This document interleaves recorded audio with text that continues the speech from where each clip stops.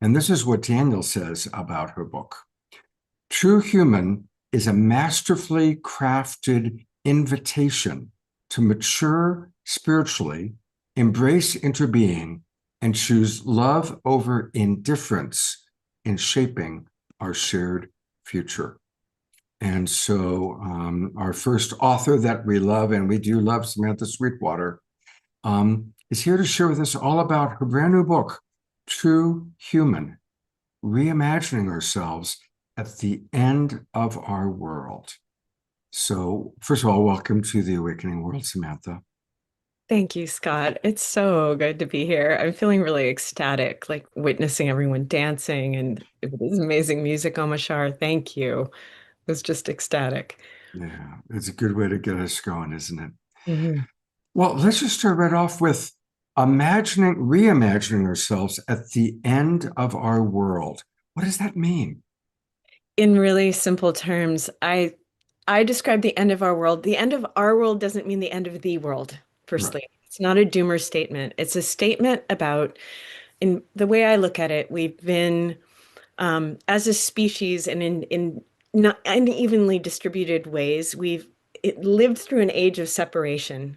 And separation is grounded in separation between humans and our own sense of spirit, but also between humans and ecology, humans and biology, humans and the kinship that we're fabric of reality that we're embedded within. So it's a separation from nature. And it's also the kind of illusion that anything is separate from anything else, which is, and the illusion of mind over matter. And we're coming to an age where biophysical reality is asserting itself.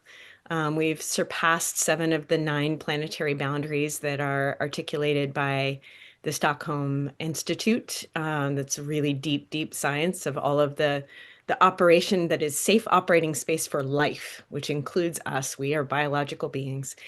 And so we're at a moment, like an inflection point historically, where there's many existential tipping points, geopolitical, technological, cultural, and ecological. And the invitation is to recognize that the logic that got us this far is insufficient. The logic and the stories that have gotten us this far are insufficient to get us to the next stage of our evolutionary journey as a flourishing species who is who is participating in Gaia's song. So I see that we're coming to the end of the world that built civilization as we know it. And particularly from a global majority perspective or a global South perspective, there's even question about whether civilization is civilized. Stephen Greer, I heard Stephen Greer talk years ago at Harmony Festival. It's relevant to the UAP conference. He is one of the original people speaking about disclosure, and he offered an extraplanetary process on civilization, which is that civilization, a species like ourselves, is not actually civilized until it has organized itself in harmony with itself and its biosphere. So, like, we've come to an end of an age of extraction and um, domination, and we're entering into this age where, like, love, as we so beautifully sang together, is the answer. But love, and a fabric of relationality that is the way everything happens. Nothing exists separate from anything else. The clothes we wear, the breath we breathe, the food we eat, and the language we use, which is a fabric of transcontextual meaning making. And we're coming into an age where, like, the primary gesture is becoming masterful at human relationships, at ecological relationships, at better stewarding and shepherding of our material reality in a way that aligns with ecological well-being.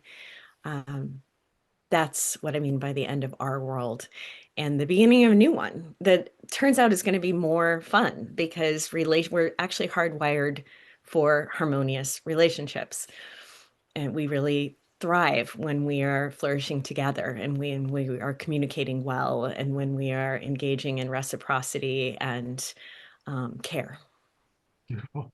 So, what's an example of a transition that you see actually taking place from the old world and the new world? or I like to call Yeah, it on the thickening. nasty, ugly side, we're in it. Yeah. We're in the throes of a construct that has kind of lost its way because it's been eaten out from the inside by the incentives of separation, by the incentives of profit, and by the incentives of win-lose power dynamics.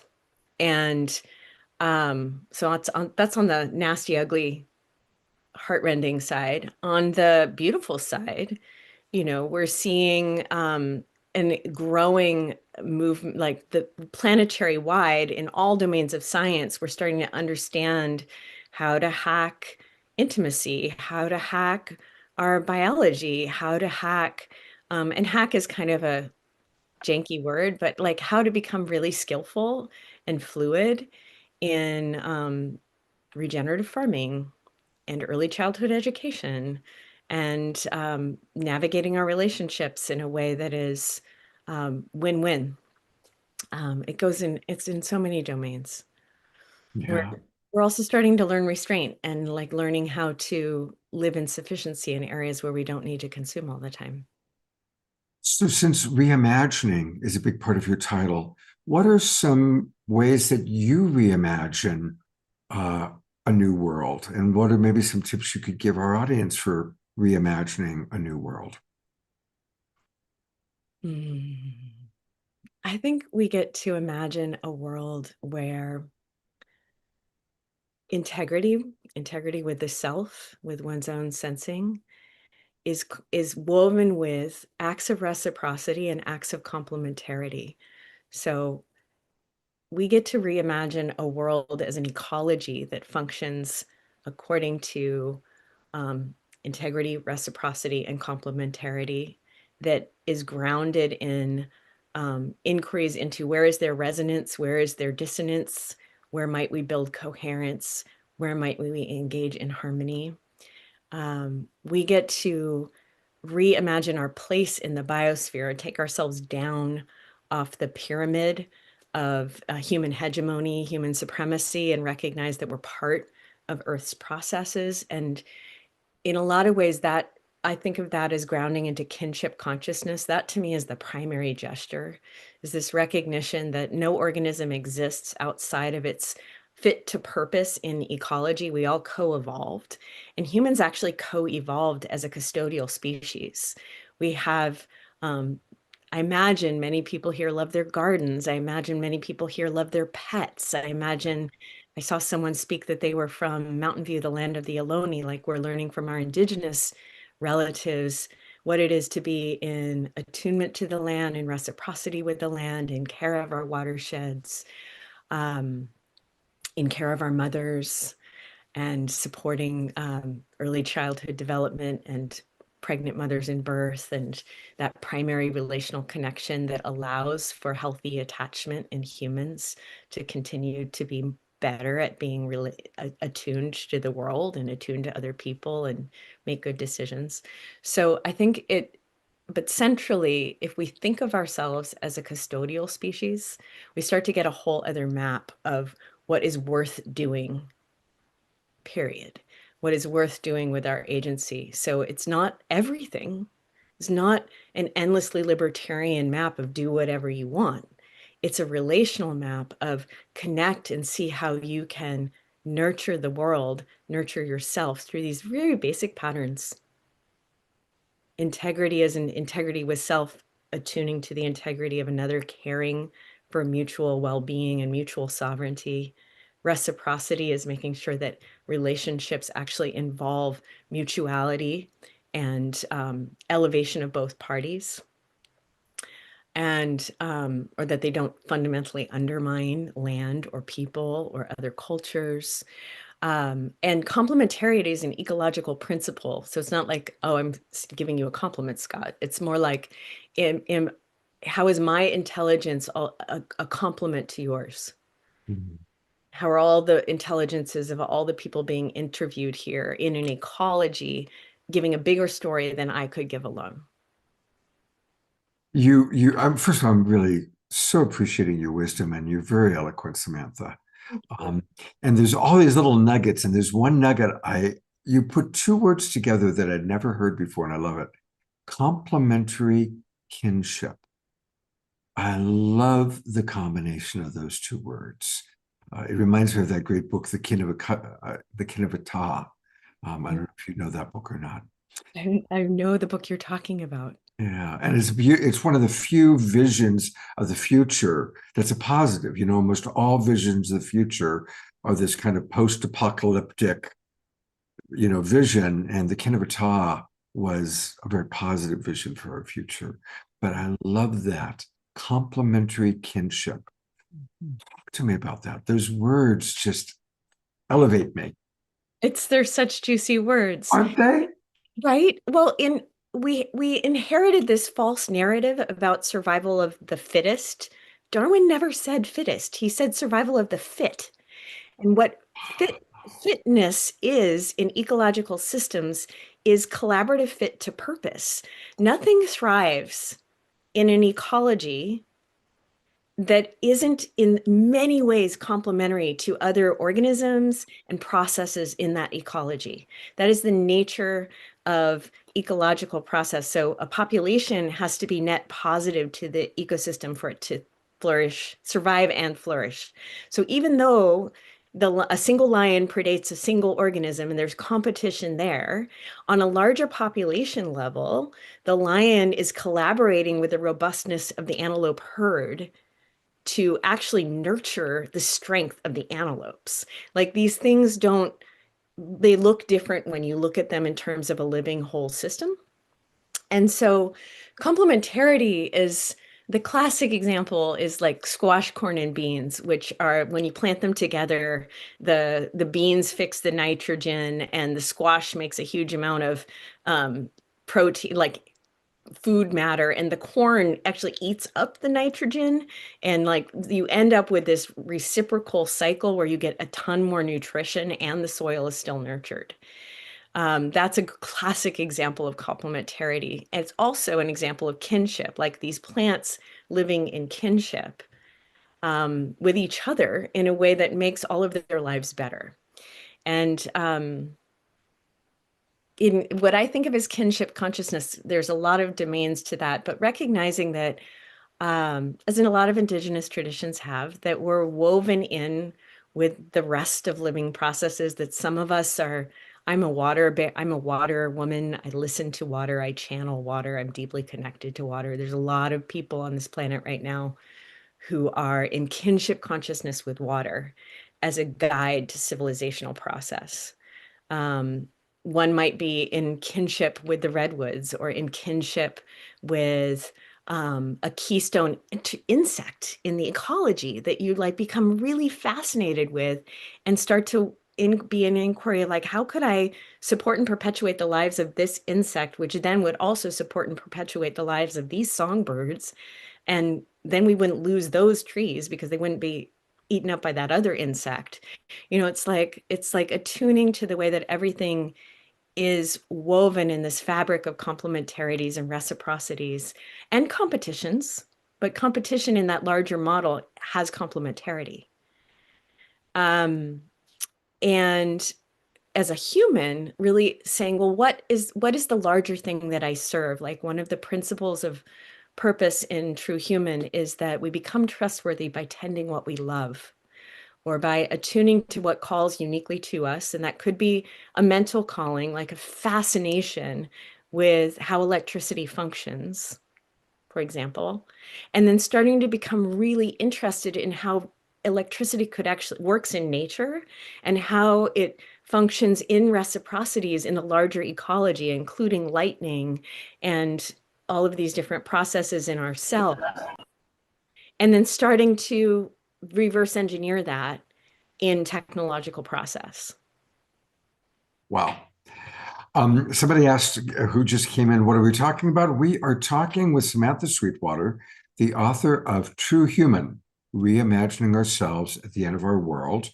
And I'm going to leave this up for a moment and read some of the comments coming in from our audience. But while I'm doing that, I want to encourage anybody who's interested in buying the book, get out your trusty camera, your cell phone, and go into that QR code, and that'll take you right to Amazon where you can order the book.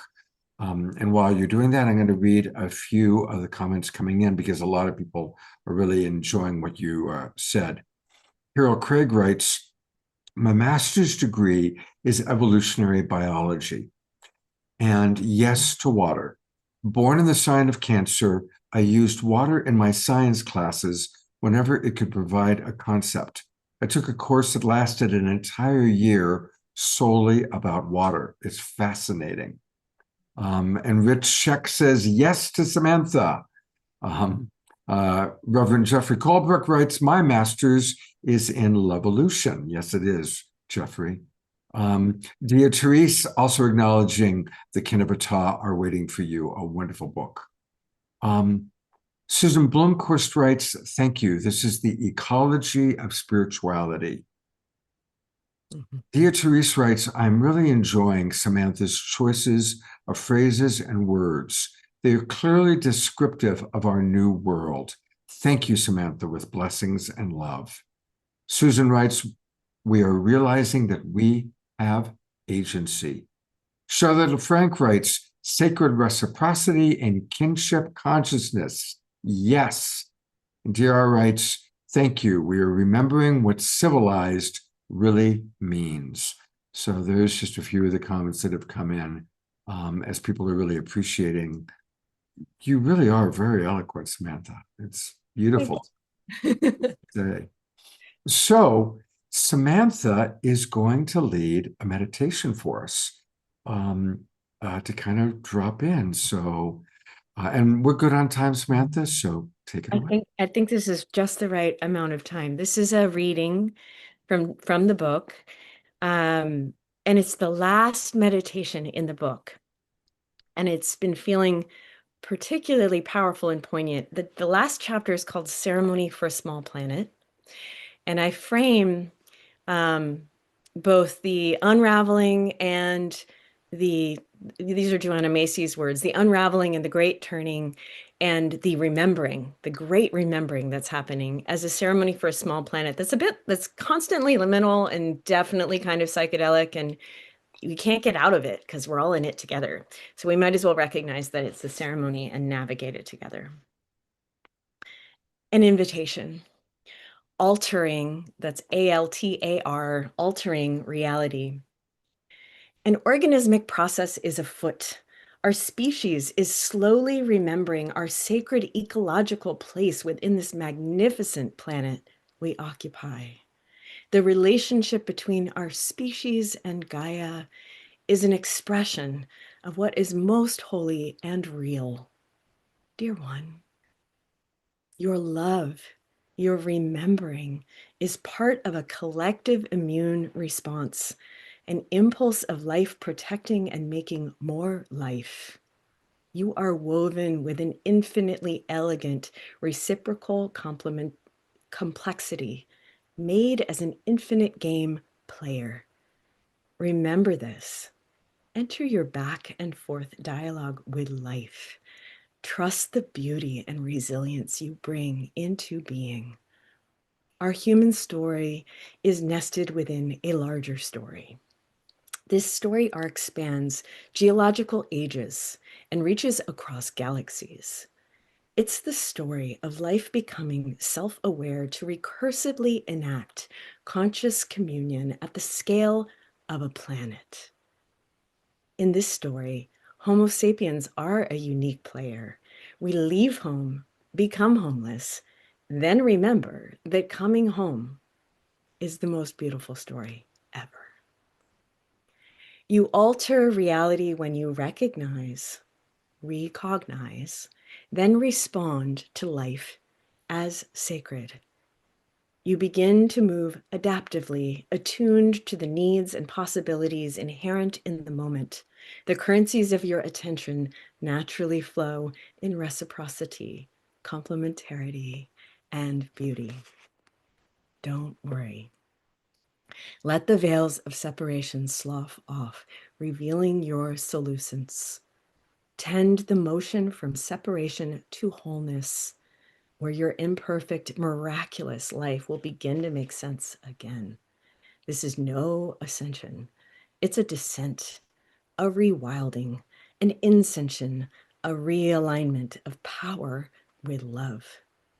It's a homecoming at a planetary scale, embracing our destiny as co-creators with Gaia. You are powerful.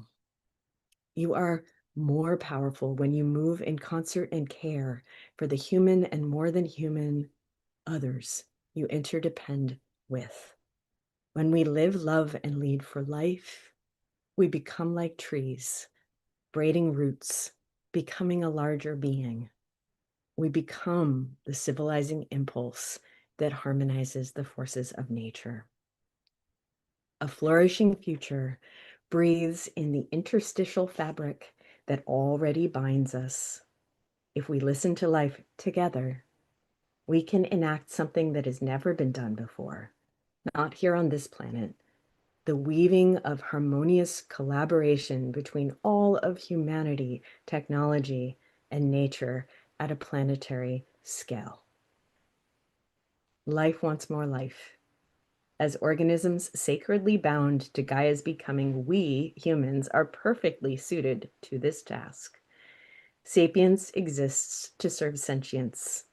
Our collective soul opportunity is to co-orchestrate the emergence of a human world that hums in harmony with life's song.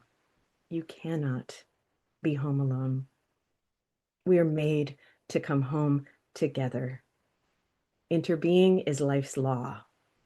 Let us meet rupture, dissonance, and collapse as our opportunity to make home for all beings. Our elders from the Sierra Nevada de Santa Marta Mountains of Colombia say, let us continue to continue. Onwards, fellow humans. We shall be known as the ones who came home. I'm going to go to gallery view for a moment and just invite people to twinkle the way we twinkle Omashar, because you are such a wordsmith, Samantha. Those words are so eloquent. I mean, I want to just read them over and over and over. I can't imagine an entire book of this level.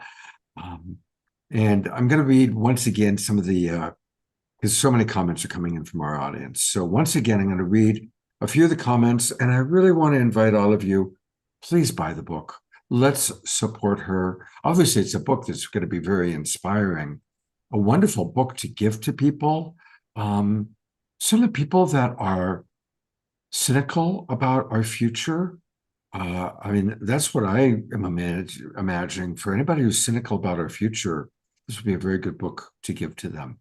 So Scotty Satori writes, awesome reminders. Diara writes, we are stewards of resonance. Ayada writes, Samantha, that was beautiful and so inspiring. Thank you.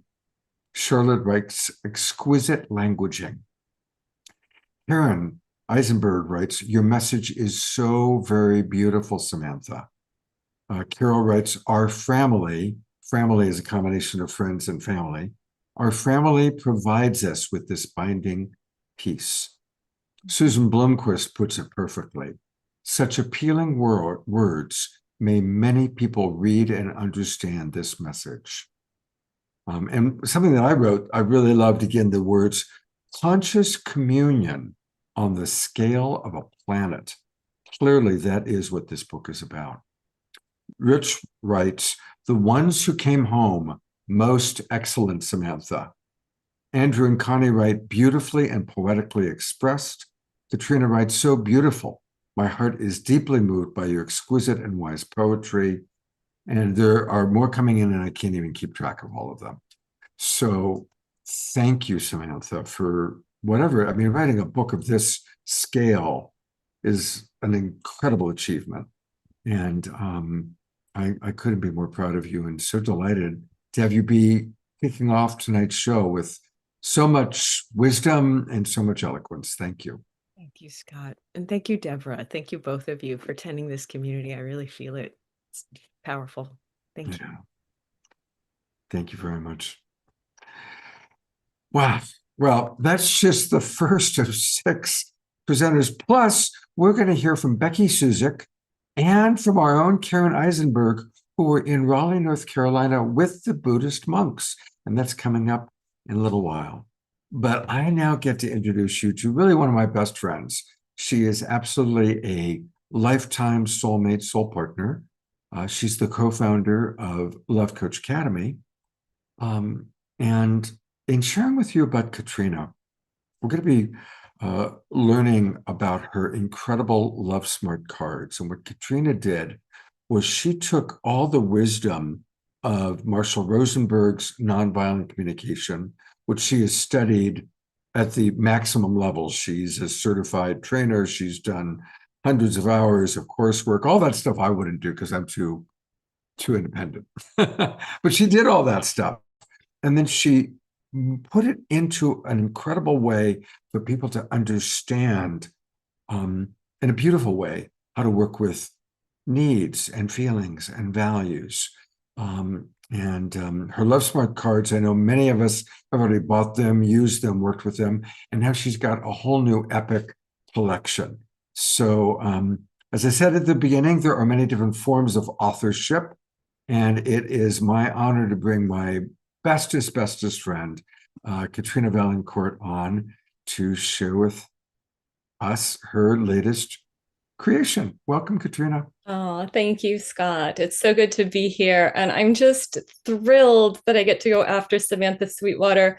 My heart is so deeply moved by this passage we just got to hear. It's like that was such soul medicine. So I'm really looking forward to diving into your book. And I can tell that this is one to study, to share with friends, to pull out quotes and really spread in our world. It's such beautiful medicine. So thank you so much. I know this has been an incredible labor of love for you. You're welcome. Yeah. I know. How's that? Omashar and then Samantha. I mean, that's like, well, quite a start. And I'm very excited for you to share with the audience. And she's going to share a little bit. And then if anyone wants to receive a short little card reading from Katrina, what I need you to do is raise your hand like I just did. If you go to your computer, click raise hand, and then I can see who's interested. It goes right to this kind of the top of my screen, and we'll pick somebody to work with Katrina. But she's going to share a little bit about the cards first. Yes, wonderful. So I love going after Samantha because she's just talked about what it is to reclaim what it is to be truly human and what it means to live the art of permaculture, that sense of interbeing, not only in our relationships with each other, but with our ecology, with the plants, the animals, and with the universe itself. And one of the pieces that she asserted is it runs parallel with what Dr. Marshall Rosenberg discovered, which is that we've been living in these systems of domination that feed on separation and fear. And so his creation of nonviolent communication is an offering or an antidote to that, especially as it relates to the art of being in relationship. So he offered new ways of listening, thinking, and speaking in support of compassion and a generosity of heart. And I know, we're among friends in this Zoom room and in this audience. And we're in this time that we must make our lives into uniquely inspiring hero's journey stories. Each one of us is on this soul path, and we have this unique journey of walking into a way of love. So I also love one of the things that Scott has spoken about many times is the work he did as he studied near-death experiences in an earlier phase of his life. And in that, the message that came through again and again is that we're here to learn to love. That's our purpose of being here in this human form, to remember that inherent interconnection we have. And I invite everyone in our audience to consider for a moment how many of us have lost that sense of deep love we once had with a family member or friends or someone we thought was our life partner.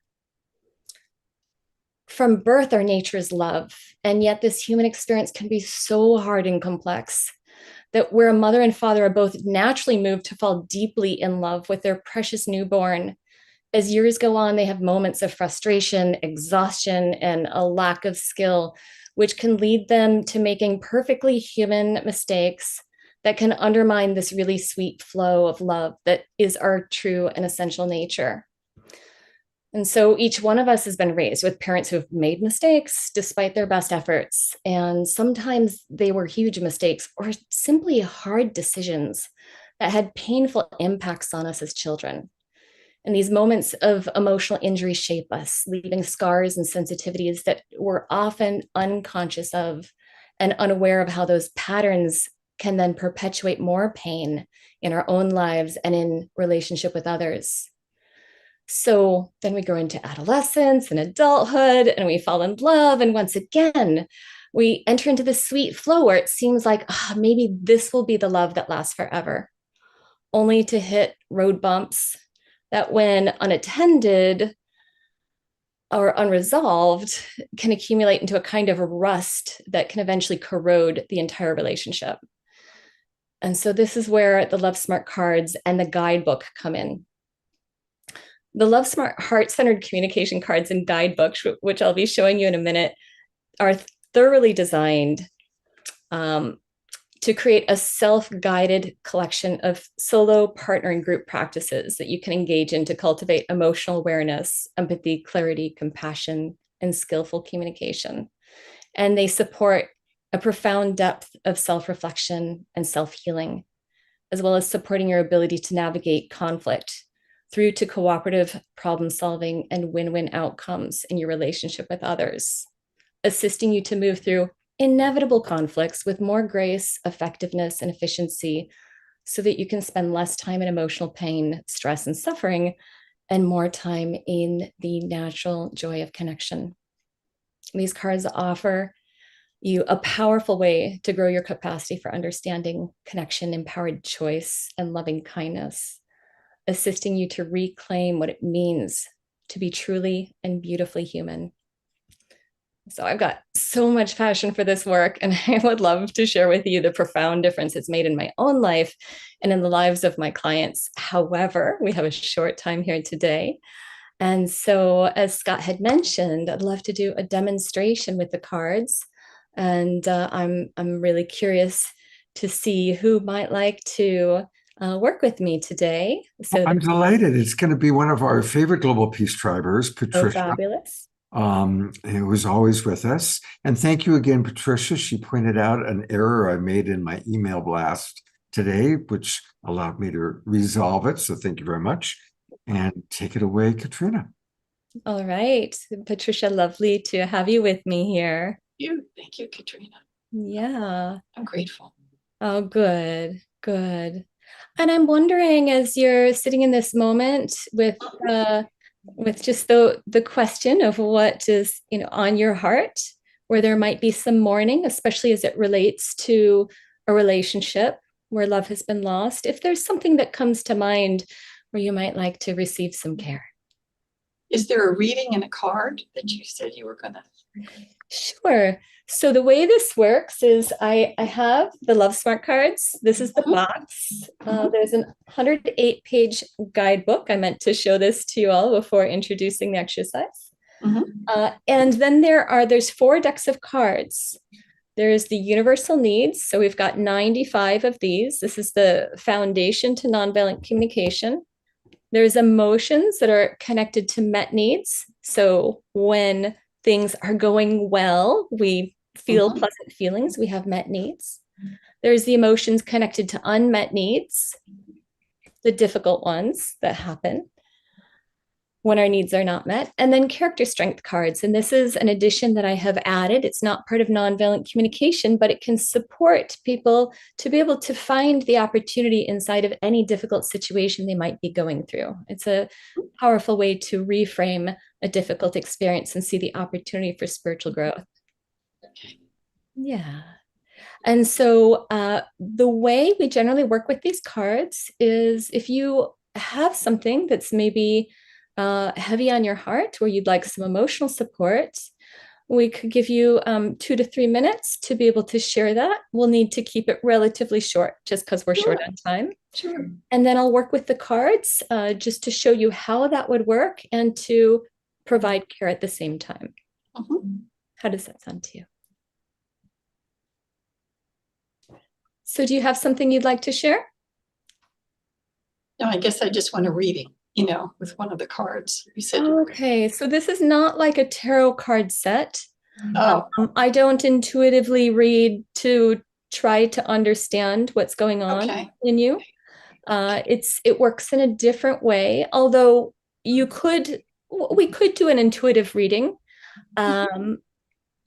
So perhaps, given the amount of time, we could do that, and other people can just move with that, and we'll see where it goes. You want to do Okay. that? All right. Sure. Okay, great. So an intuitive reading, I am going to start with this set. Mhm. So this is going into the challenging emotions, Okay. and I will randomly draw a card. Mhm.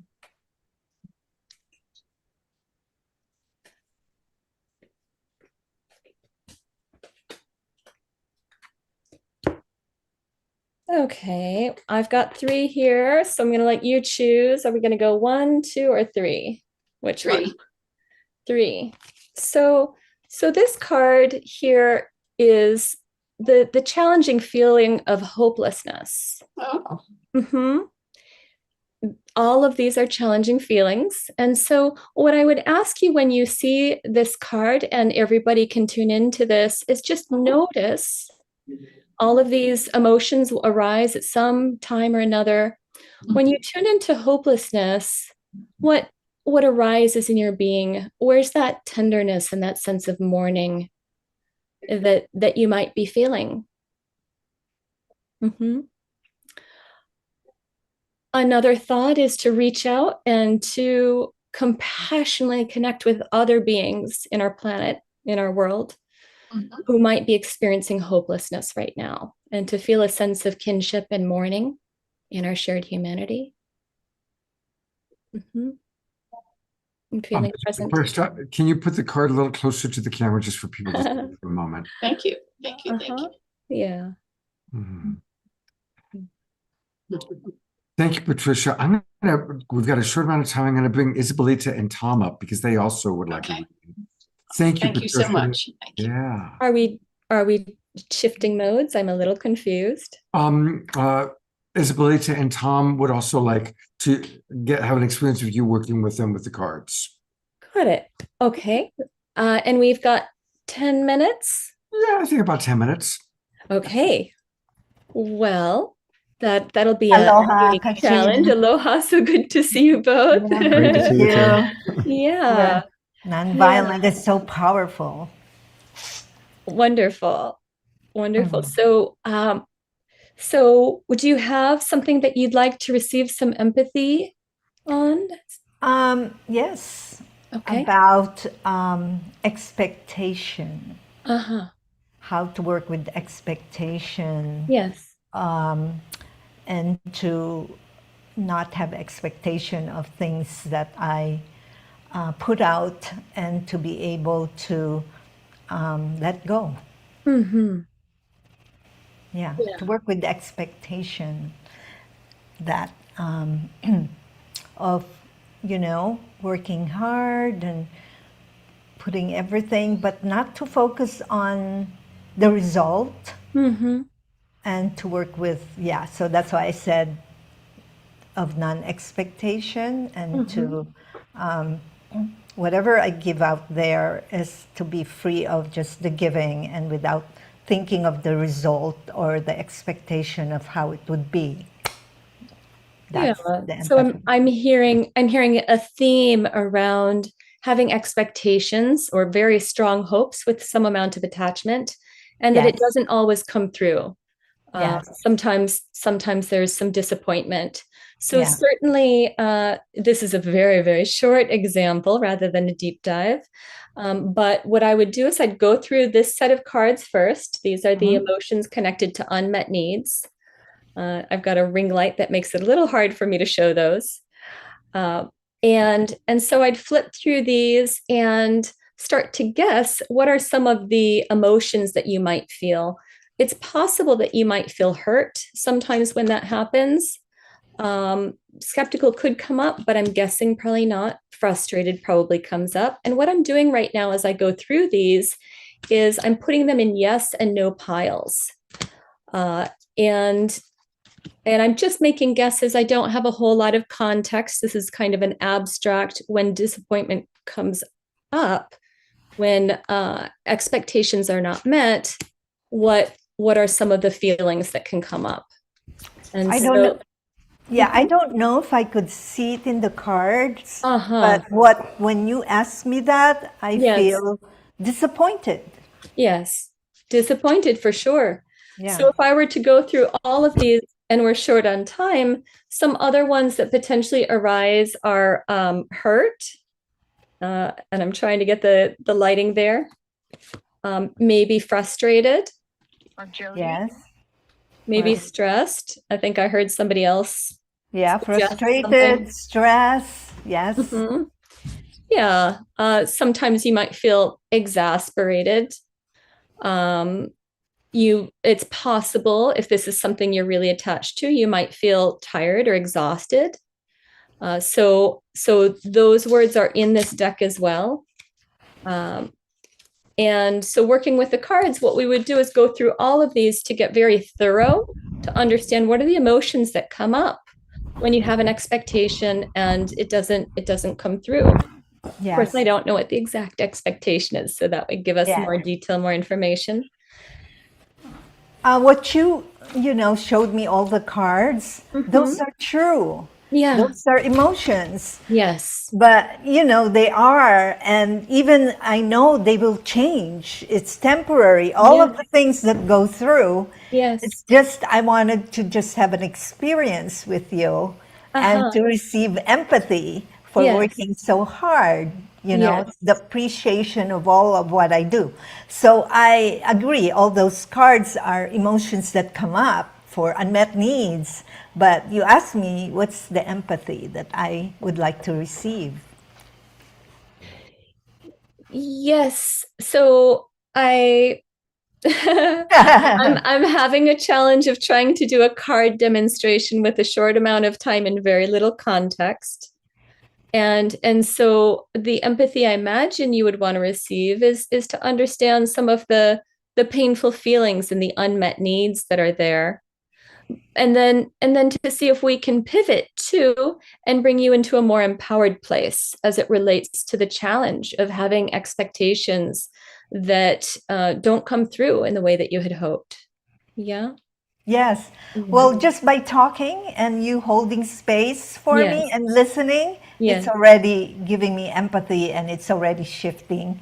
Thank you, Christine. Thank you, Katrina. Thank you, Katrina. You're welcome. Thank you. And it's before you go real quickly, Isabelita, I want to just acknowledge, because I know you are one of the most driven, caring people I know. You care so deeply. You care about your daughter, you care about Tom, you care about your clients. You've always shown care for me. You're a deeply caring person. And so I'm guessing that sometimes, because you talked about how you give without expectation, and I want to acknowledge that. And that to me is generosity. You're very, very generous with your time, with your love, with your care. And I want to acknowledge that. Yeah. Thank you. Yeah, absolutely. Yeah. I'll take that. I'll breathe. Yeah. Thank you. Absolutely. Thank you. If I were doing a deep dive with you, Isabelita, I would do this in person and we'd be laying out all the cards so that we could get very thorough So after going through those difficult emotion cards, we'd look at what are the precious needs that were not met, because it's so important to honor what it is that you're longing for. Not just say, oh, I'm just going to get over it, but to say there's something really precious here to me. Yes. There's something that I wanted, and I am not sure because I don't know the context, but maybe it was I wanted connection. I wanted to be seen clearly. I wanted to be heard.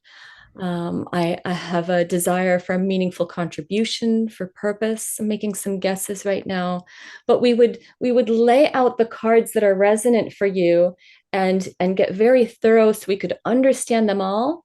And then we would identify which three are most important for you. And we'd start to consider alternative strategies that you might be able to use to put focus on bringing those needs into fruition, becoming less attached to a particular strategy and but still committed to being able to care for those precious needs. And then the next thing I would do is I would take out these character strength cards here, and we'd go through these ones, and I would ask you, what qualities do you feel inspired to bring to the table? So as you're letting go of expectations but still really deeply committed to attending to your precious needs, maybe there's a spiritual opportunity, right, to grow a quality of character strength. Clearly you're committed, so we don't necessarily need to bring that one online. This is deep. We can acknowledge you for that sense of commitment already. And who knows, maybe creativity would inspire you. Maybe humor might inspire you. Possibly there's a way that practicing tactfulness might. I don't know. But we would explore these together to see which ones light you up. And then that would forward the conversation to see how you can attend to the needs that are very important to you in a way that's in alignment with your values. Yeah. I would like that. Thank Well, you. I would love Thank to you, do that with you in a Christine. more thorough way when we have time. Yes, we will make a time. Very good. Thank you, Isabelita. Thank you so much, Katrina. I really appreciate it.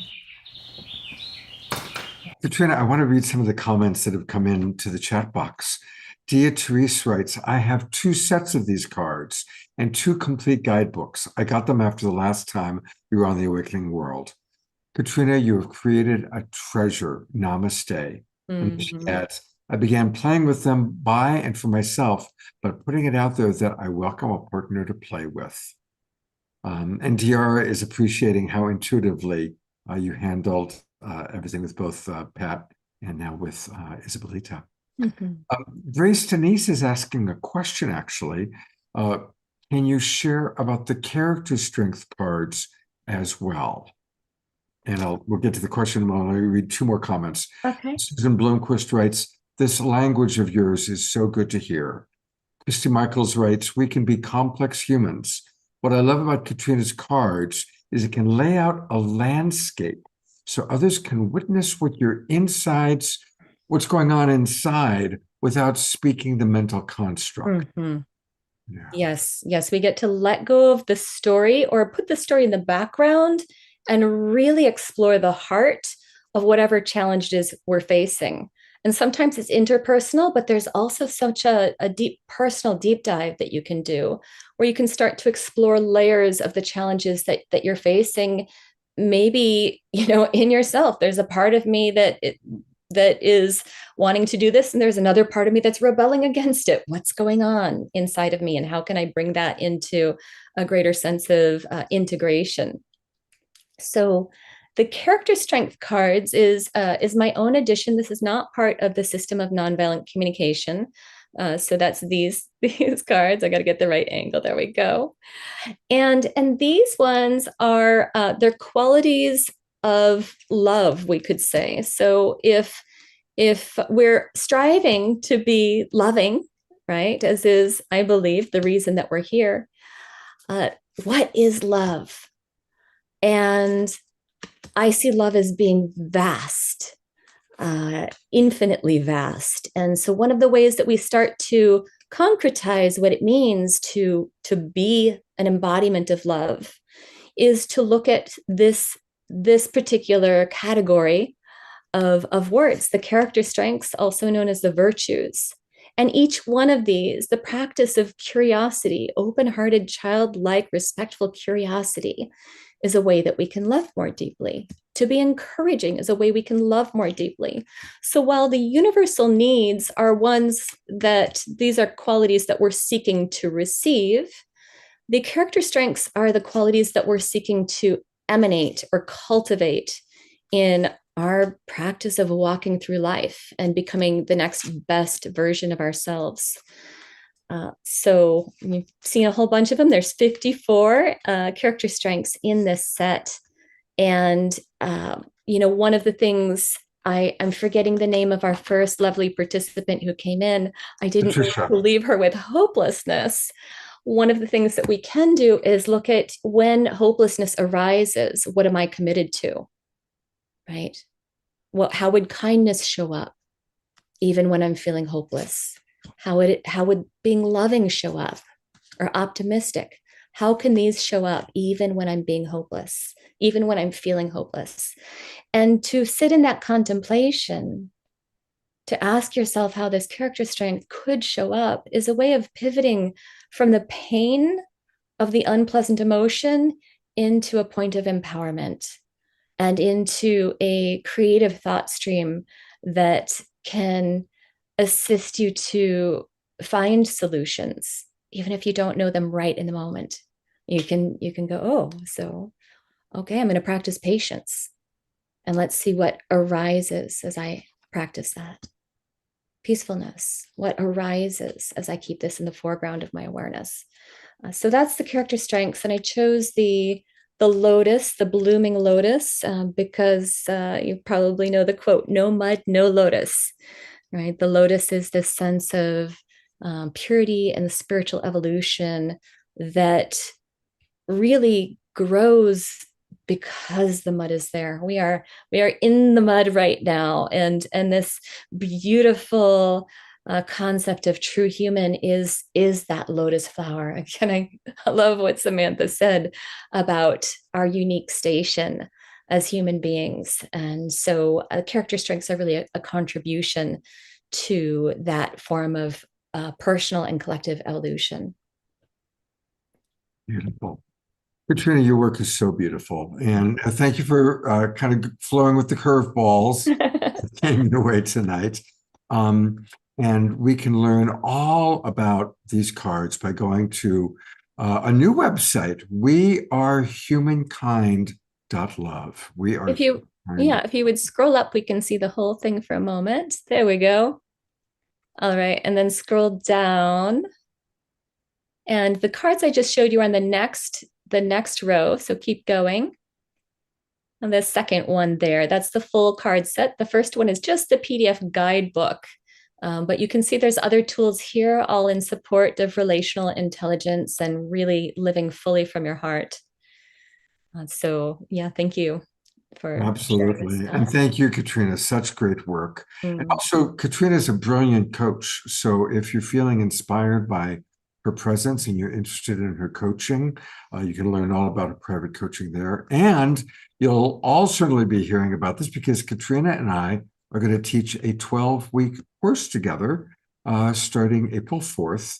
And we'll definitely be talking about it a lot on the show. We're just now putting it together, but we're going to do a 12-week course on Saturday mornings starting on April 4th. And I hope many of you who really want to learn compassionate communication and all the best relationship skills that Katrina and I have cultivated, developed, and shared with over 1,000 clients, we'll share with you. So you'll be seeing a lot more of Katrina this spring. Absolutely. Thank you, Katrina. All right. Thank you, Scott. Love you so Thank you, much. everyone. So we are the Global Peace Tribe. And there is something going on in the world right now that I think probably all of you know about. And that is this group of Buddhist monks who are marching across the country for peace. And they're marching, and right now they're in North Carolina, where it's been raining and cold, and they're just walking. demonstrating peace, and it's becoming this incredible movement that people are following. Well, what's wonderful is two of our beloved Global Peace Tribers live in or near Raleigh, North Carolina, and were there for the Buddhist monks just today. So I'm going to show a quick little video recorded by Karen Eisenberg, and then we're going to hear from Karen and from Becky Suzik about their experience today with the Buddhist monks. So this is really, really fun. Here we go. And again, this was recorded. And Karen, feel free to turn on your sound and share with us anything you want to share after looking at the video you made. Okay. They were about 3 feet away from us. They walked in the bike lane, and they had thousands of people just lined up. It was truly moving and the most profound experience, seeing them humbly walking. We had very cold temperatures today, and you could see that they looked freezing cold, but they continued on. And this is their walk after speaking to thousands of people at the North Carolina Capitol State Building. Would you stay behind the monks, please?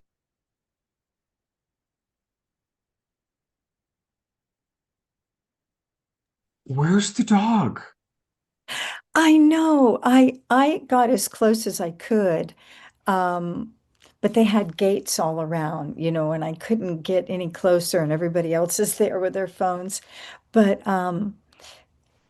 we knew that that Aloka was there because the mayor said, "Oh, look, Aloka's here too. She made it." Because I'm sure it's been super treacherous, and Aloka has probably had to rest along the way. But Aloka was there, and the energy was all about peace, yes, but I believe that it also equals love. Mm. And it's very interesting tonight how the 3 guest speakers really, well, I'm including Omashar. He's not the guest. I mean, he's always here, but his song that he opened with, "We Need to Love Each Other," is exactly what these Buddhist monks' message was. And then Samantha comes on with her truly human book that is all about coming home together. And they're all there, coming to our home, to all of these states, just to share how important it is to come together and not be separate. And then Katrina, she concluded it again with being love, being loving. Loving kindness is what they expressed so much today. And I was so also moved by the number of people that showed up from all walks of life. It was truly an experience, a lifetime experience I will never forget. Wow. Well, and your soul sister, Becky Suzik, was there. Hi, Becky. And so welcome to the Awakening World, Becky. And would love to hear about your experience today. And then please share with our audience what you've got lined up for tomorrow. Yes. Oh, Karen, I wish I'd run into you. I know our hearts were connected around that Yes. beautiful space today. It's been an astonishing journey the past few weeks as my heart and my spirit has been captured by these beautiful humans. It started out that there were 20 of them that left on October 26th, leaving Fort Worth, Texas, and traveling. They're traveling a total of 2,300 miles miles from Texas to Washington, D.C. So they are just a couple states away now. And I was so just thrilled with my home state here of North Carolina upon Catawba, Tuscarora, and Nusiok land here, that our governor came out and was the first governor to actually be in attendance as they issued the proclamation for our day here today, day 91, I think we are, as the Walk for Peace Day here in Raleigh, North Carolina. I actually reside north of Raleigh, and I had the blessing, the privilege to see them in Pittsburgh earlier this week as well, where I did a live stream of the whole program on my Facebook page. So if you want to reach out and watch on Facebook what was an experience in North Carolina, there are so many beautiful streams though everywhere where you can pick this up, specifically their Facebook pages, and make sure that it's the official ones, because there's lots of other ones that are coming out that have got, you know, I hope some of them have good intentions, but then there are some. We want to make sure that you got the right ones. So the official piece, Walk for Peace, and the Aloka, the Peace Dog, now has a Facebook page with nearly 1 million followers with Aloka. And Aloka means light. And some of you may remember we named our cat Luca a couple months ago, and her name means light too. But Aloka just had surgery. And if I can share my screen today, sorry, go ahead, Scott. Yes, you can share screen. Great. So when they came out in Raleigh today, this was the scene here. There was Aloka, and he's actually walking, and has only been reunited with them recently. I put together a little reel for tomorrow of some reunion videos and things for the Story for All Ages at my little church here in Raleigh. And I'll be doing like a little feature piece about Aloka and telling the history of this incredible Theravada Buddhism, the history of these monks who have walked in other countries. That's how they came in to connect with Aloka and meet Aloka, who met them in India. And you all are invited to my Zoom room at my church tomorrow. And I'll put the link in the chat where you can join my Patreon for free. From my heart, I invite you to get that love post into your inbox and join me tomorrow at 10:30 Eastern, 7:30 Pacific AM for an hour. We've got a backup plan if we lose power tonight. Robert's got it all rigged for me to be able to get the Zoom room going. But it has been such a joy and such a blessing to experience these incredible monks that walk rain or shine. They're walking tomorrow, likely in the ice storm that's coming here right now. And they're doing their best to walk during the daylight when it's a few degrees warmer than at night. And they have about a little bit less than a month to go to get to DC, averaging about 20 miles a day. So the beauty is you don't have to see them in molecule, as I say, to benefit, because these beautiful teachings are available everywhere online on Facebook, and you can join them for their Dharma talks every day, which is what I've been doing, just infusing my awareness with their beautiful message, and the call to action, which is to begin every day before we grab our cell phones by writing this message. Today is going to be my peaceful day. Instead of grabbing what Venerable calls our lover, which is our cell phone, instead of grabbing our lover first thing in the morning, we grab a pen and paper and we write this message. Today is going to be our peaceful day. So grateful to be able to share their incredible story that's still unfolding with you, Karen, and and with everybody here. It's such a joy. And say one more time, what time is your event tomorrow? 7:30 a.m. Pacific, 10:30 a.m. Eastern, which is where I am on the East Coast. And you're invited to, it's my Peace Fellowship. It's a UU fellowship that I'm blessed to sermonize at once a month. And we're all going to be in Zoom tomorrow because of this weather that we're hitting here.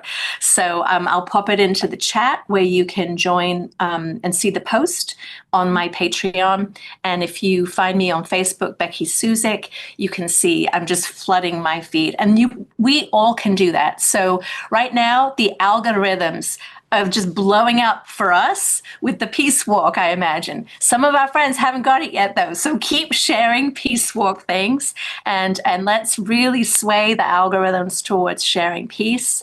And so much gratitude to all of these amazing police who are helping. And my former husband is 911. He was telling me where they're going to be and what they're doing to keep all of these amazing monks safe on their walk. Wow. So it's really astonishing. Becky and Karen, thank you so much. It's so cool that you guys were there.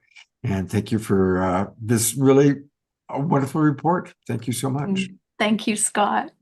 Well, tomorrow is truly going to be a sacred Sunday. So 7:30 Pacific time, 10:30 Eastern. Tune into Becky's program. What a wonderful way to start the morning. And then there's a dynamic full program taking place for all of us who are interested in what's going on with UFOs, UAPs. Well, there's only one man that can tell us all about it so perfectly. And of course, it's our wonderful Alan Steinfeld from Making Contact, the author of the book, the man who does New Realities TV, the man who's got his finger on the pulse of all things UFO, UAP, and disclosure. Welcome, Alan. Thanks, Scott. You know, this is similar. I was loved watching the monks. I've heard a lot about them. And it's a people's movement. These are people walking, the simplest act you can do, and they're making a huge difference in this country, around the planet. And it's the same thing that we have to do if we want the truth from the government. But it's really not up to the government. It's a people's movement again. And I'm part of this thing called UAP Con, Unidentified Anomalous Phenomena Conference. There it is. And we have a lot of great speakers there, like Whitley Strieber. I'm going to show the video after you show this. Thank you for showing this. And this is a dialogue about how culture needs to change in order to accept the bigger reality. It's not information. It's not photographs. It's how do we integrate a phenomena into our perceptual reality. Right now, it's still science fiction. I was like, even for me, it's like, oh, I've seen stuff and it's out there, but how do we make it real for us on a personal level, not just something we hear about and want to be a part of, but it's something that we are through our own evolution, if that makes sense. As we expand our consciousness, we accept these bigger realities.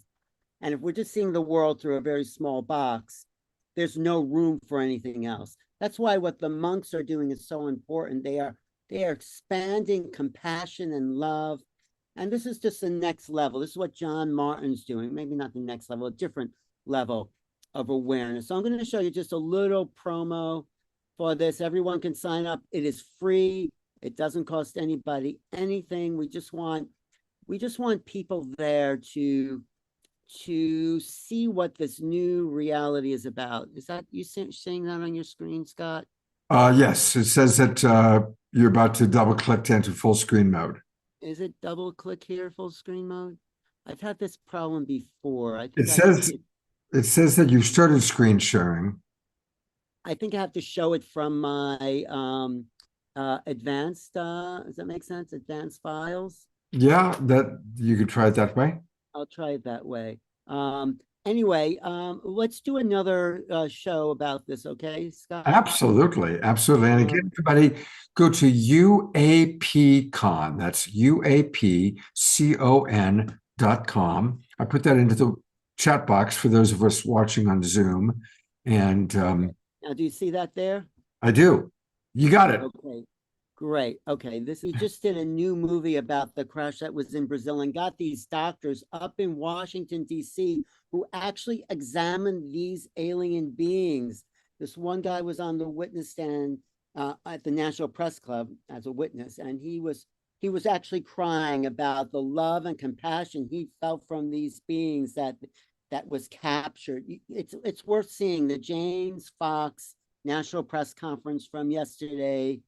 Was it yesterday? Sometime this week, the 23rd, I think it was. But from Brazil, live testimony of actual witnesses in contact with these beings. And of course, the US government came in and took them away. Who knows what happened to these beings? But they're here, they're real, and we have to integrate a bigger awareness into our everyday reality. And I think that's going to change us and the planet and make us more loving, compassionate, and more caring about each other, because life is an emergent property of creation. We're not a freak of nature. We don't live in a dead universe, is what science is telling us. Nothing wrong with science, except they don't understand that the gift of life, that this is a conscious evolution universe we are in, and we're about to meet the others, and that's really exciting. Thank you, Scott. Thank you, Alan. And yes, let's schedule something for late February, early March. Okay, great. Thanks. See you. Oh, and actually, Alan will be on in 2 weeks, Alan, because 2 weeks from now is our next one with Neil Gar, and you're going to be on. And you're going to be at the New Living Expo, right? I'll be at New Living Expo. But I'll see you before then at Conscious Life Expo. Conscious Life Expo. Okay, let's promote that too, because that should be a really great show. We're doing a show on February 4th. The Awakened World is dedicated to promoting the Conscious Life Expo. Who's going to be there on that show? Deborah Giusti, who you're going to see in a few minutes, and Billy Carson's going to be on that show. Great. Yeah, we've got some great people lined up. I'll do a little promo for it in a moment. Well, thanks for this. Nice to see Samantha again and everybody else. So I'll talk to you soon, Scott. Thanks, Alan. See you tomorrow. All right. Well, in a moment, we're going to hear from Deborah Giusti. We're going to hear from Isabelita presenting, but our beloved Omashar, in honor of the Buddhist monks and what we just saw, and just this incredible thing that they're doing and how it's inspiring our whole audience, he's put together a very special something for our mid-show song. And his dance partner, Desiree, is going to be part of it. And I don't know what it is, but I'm excited to see what you worked out. We've had it on the show before, but it just came up today as a real honoring for the monks. And so whilst this is happening, I'm going to put the lyrics in the chat box. Some of us know it. Just bring yourself to the vision of the monks and what they're here for, and the peace that emanates from them, emanating across the states and across the whole world. Just feel the peace and be a part of that movement. And I shall start the video, and let's do it.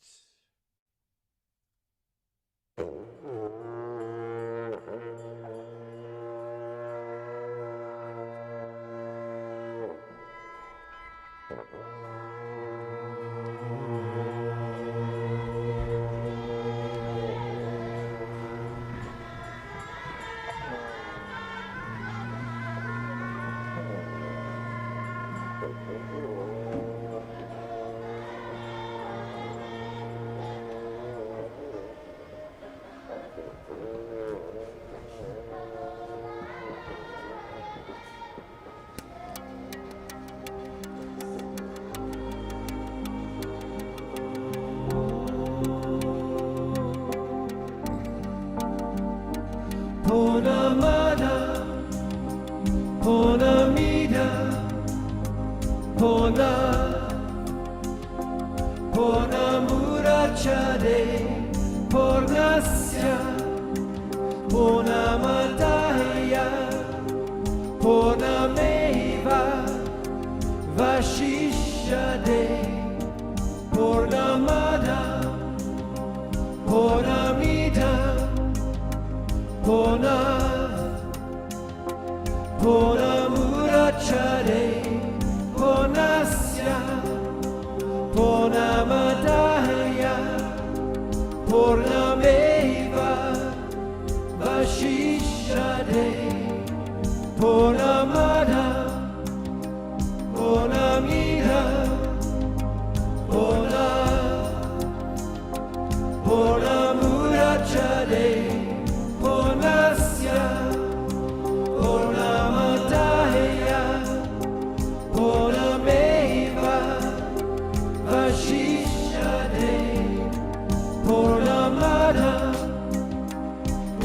Purnamida,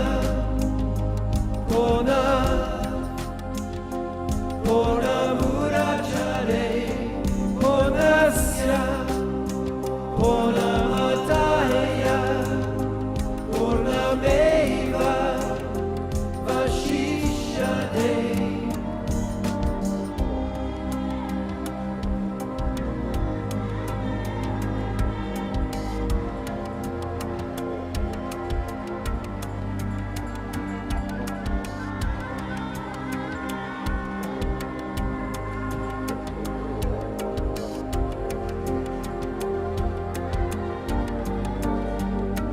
Purnamada, Purnamida,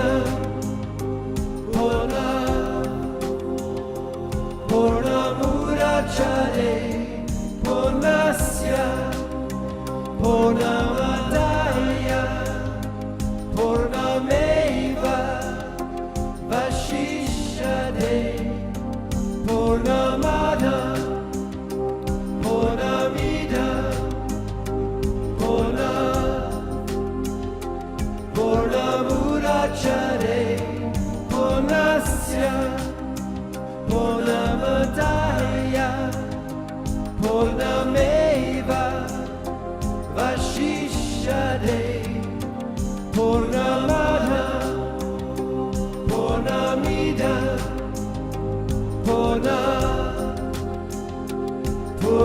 Purnamurachare, Purnasya, Purnamadaya, Purnameva, Vashishyate, Purnamada, Purnamida, Purnamurachare, Purnasya, Purnamadaya, Purnameva, Vashishyate, Purnamada, Purnamida, Purnamurachare, Purnasya, Purnamadaya, Purnameva, Vashishyate, Purnamada, Purnamida, Purnamurachare, Purnasya, Purnamadaya, Purnameva, Vashishyate.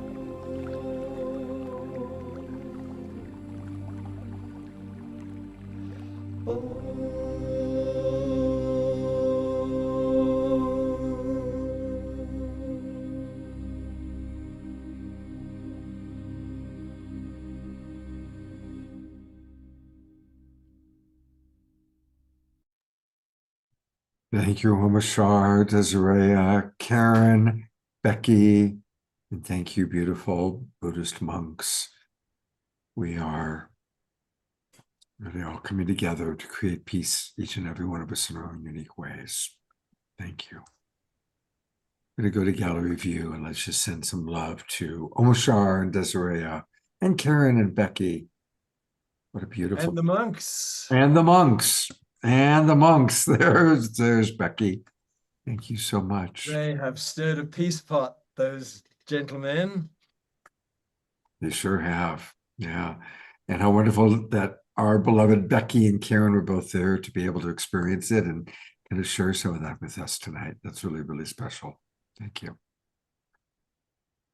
All right. Well, we're only halfway through the show. We've got so much left.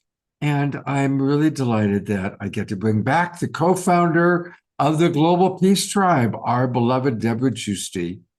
Now, almost all of you know Deborah, but for those of you watching on our broadcast partners who maybe don't know Deborah Giusti, a long time ago in a galaxy far away, she created the Harmony Festival.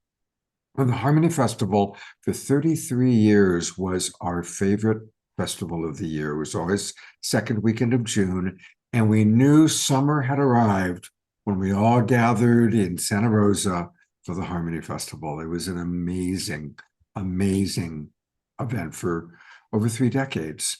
And then she's always creating community, always doing amazing things. And then when the pandemic hit, Deborah and I came together to create the Global Peace Tribe. And here we are, over 600 shows since we started it. And even though Deborah is no longer hosting every week, she is still a busy little beaver, building and creating new things. And I'm really excited because she's here tonight to share her latest creation, which is going to serve all of us. So welcome back, Deborah. And I can't wait for you to share with the audience what you've created. Thank you, Scott. And it's so good to be back on the Awakening World. And Scott, I'm so happy you've continued this show beyond Saturday Night Alive. And I'm really thrilled to share with you all my latest passion. And I'm going to offer you a huge gift to you all. And what I'm talking about, Scott sort of hinted to it. I'm very passionate about transformational events, and I have been my whole life.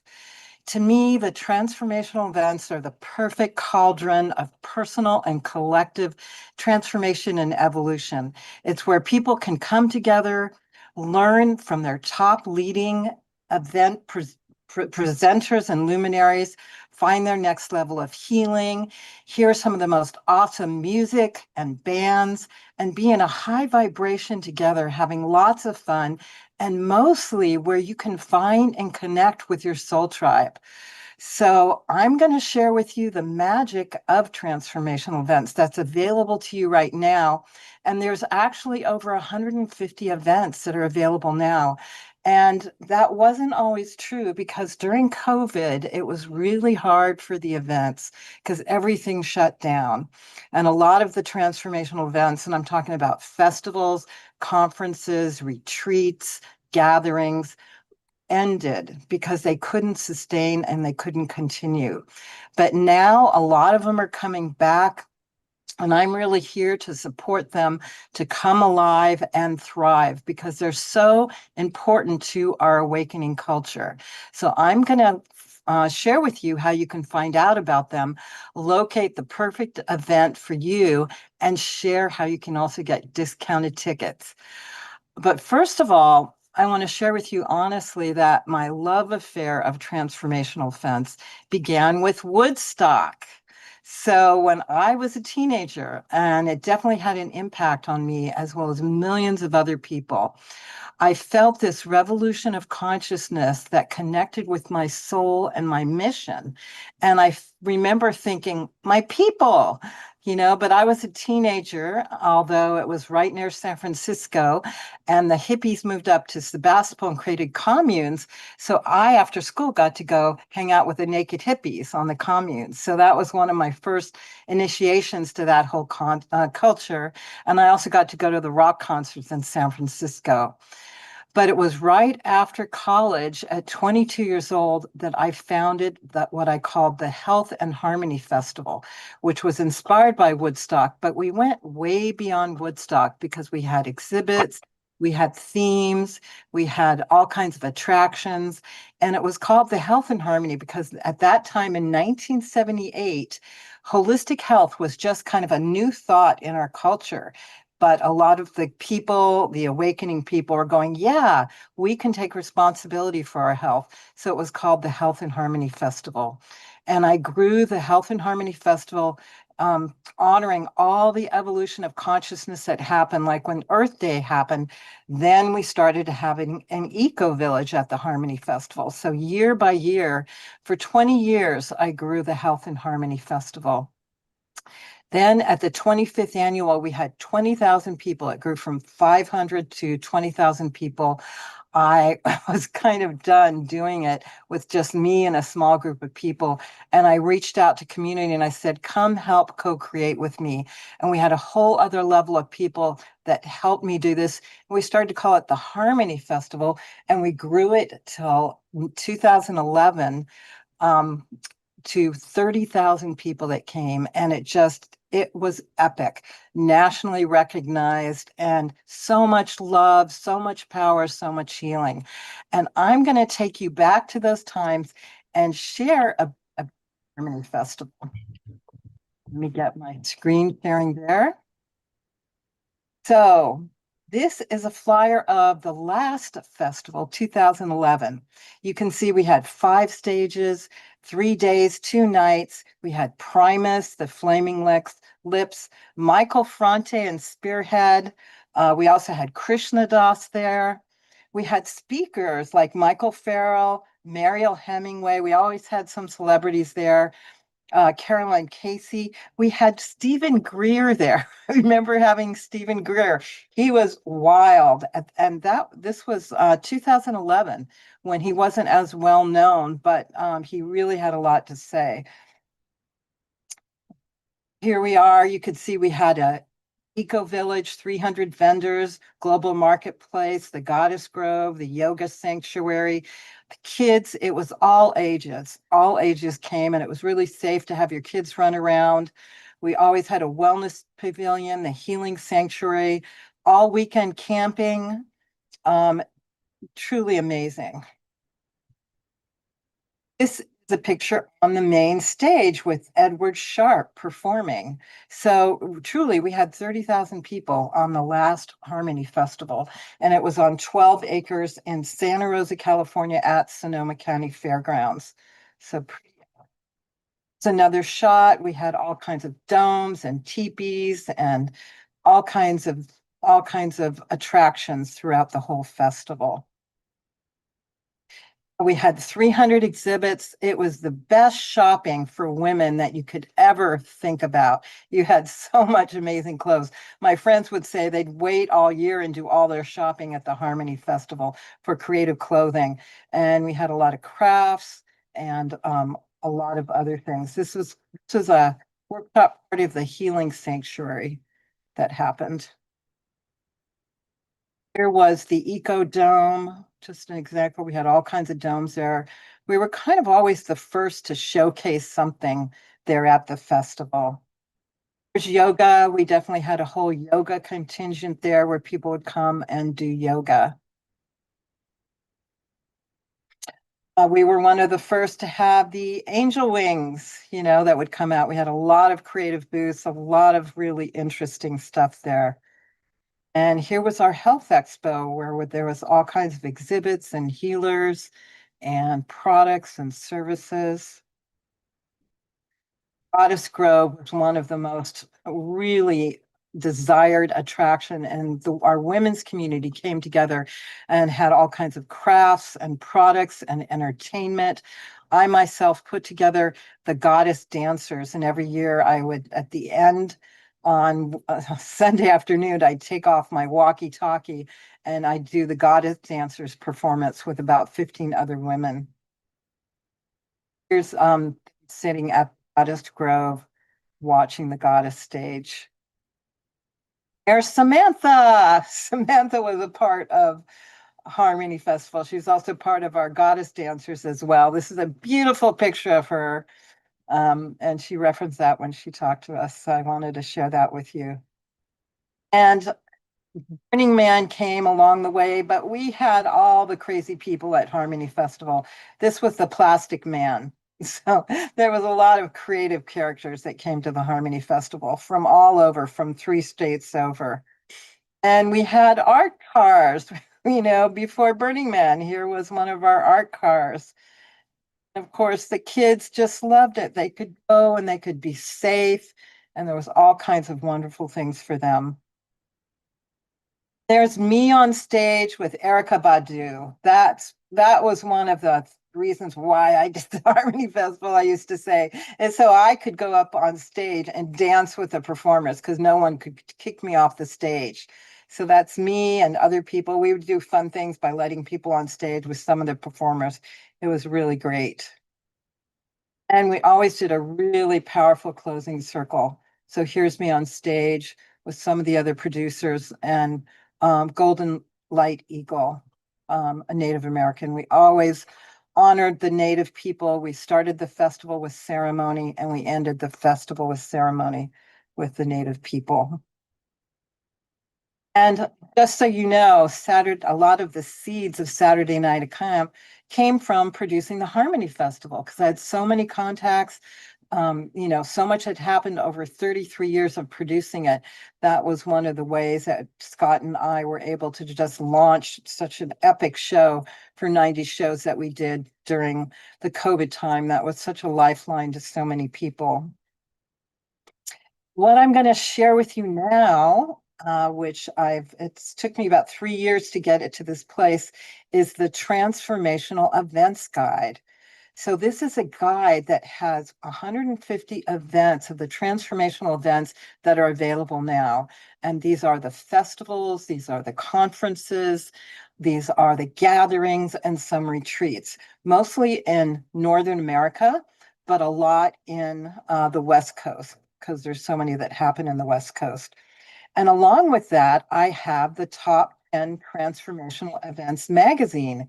It's a digital magazine that actually has the top 10 events of the first half of the year. So you can download this for free, and it's a beautifully done magazine showcasing the top 10 events, which are conferences, UFO conferences, Indigenous people's conferences, and all that.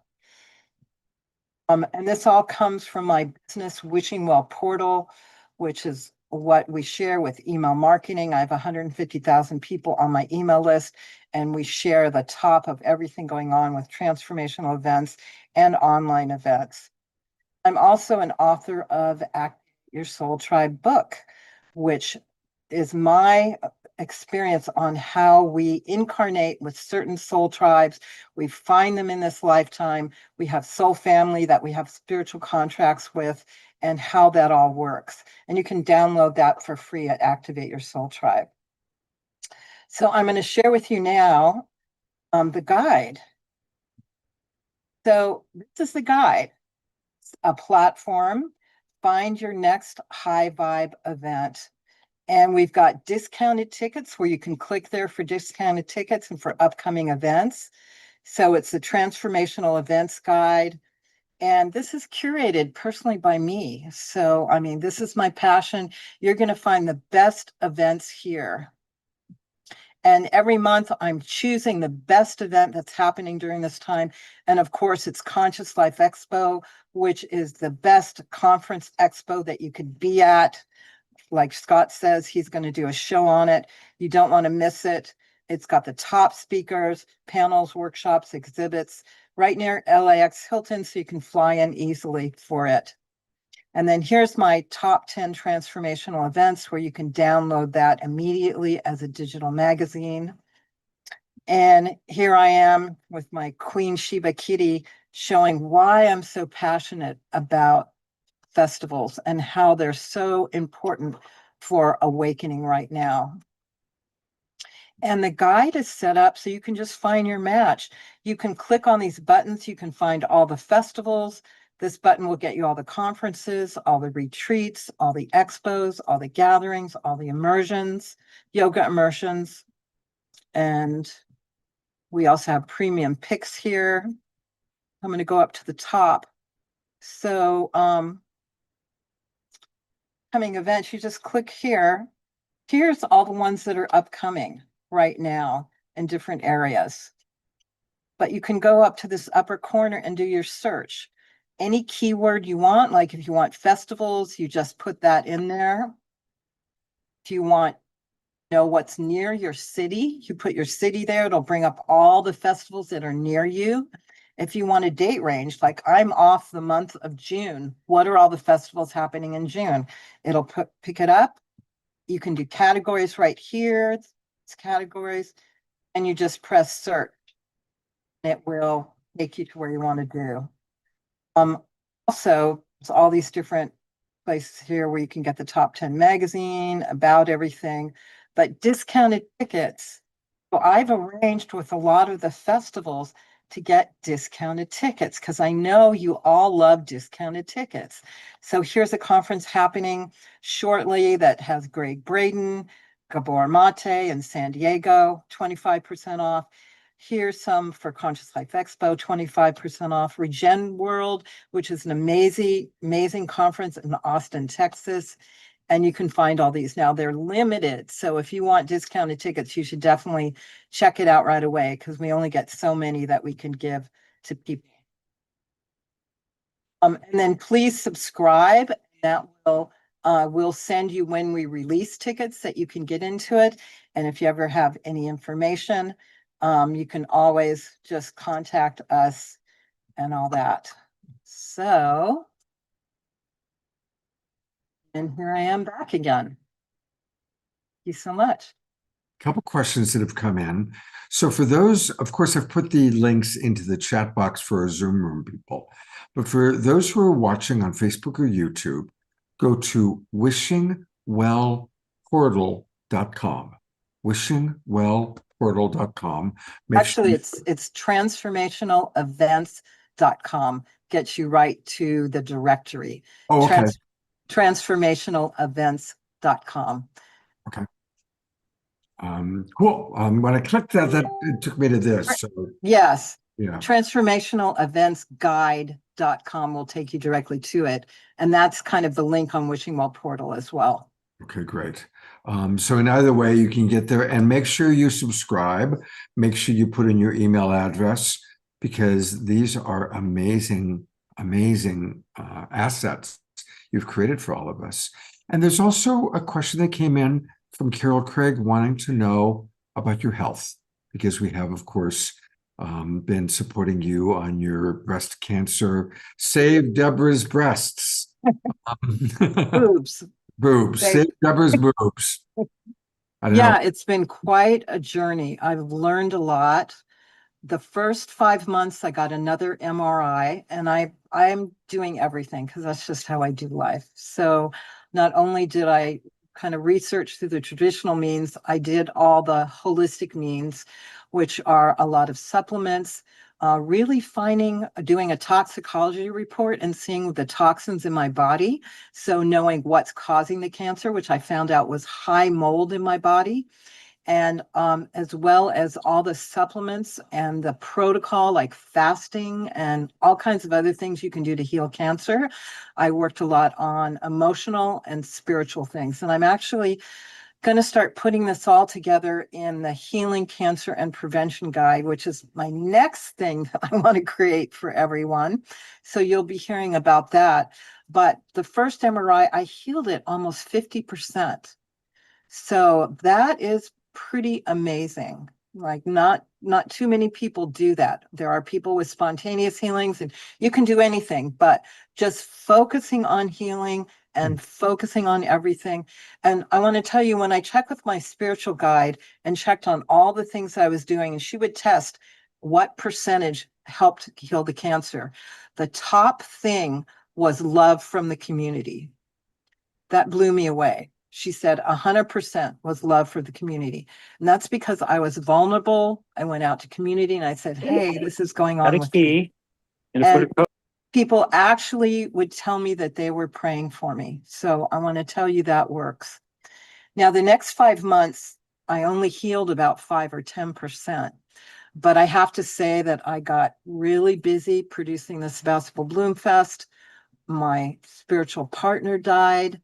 A lot of stress. I didn't focus on my healing as much, so I did not heal. But I do have a goal of healing completely because I want to do that. And I want to be an example for people who don't want to chop things off and they just want to heal to the core so it never comes back again. So that's what I'm committed to do. And then the next few months, I'm going to start working on the Healing cancer and prevention guide. So everyone will understand why we have this epidemic with cancer now, which I'm beginning to understand. So thank you, Scott. Absolutely. Thank you, Deborah, for the wonderful work you're doing. A couple of quick comments and then we will move on. Ayada writes, Deborah, you are awesome. I do want to learn more about what you're doing, and I'm going to get your book as soon as it's completed. And again, transformationaleventsguide.com is a place to go for those of you watching on Facebook. Carol Craig says, you look fabulous.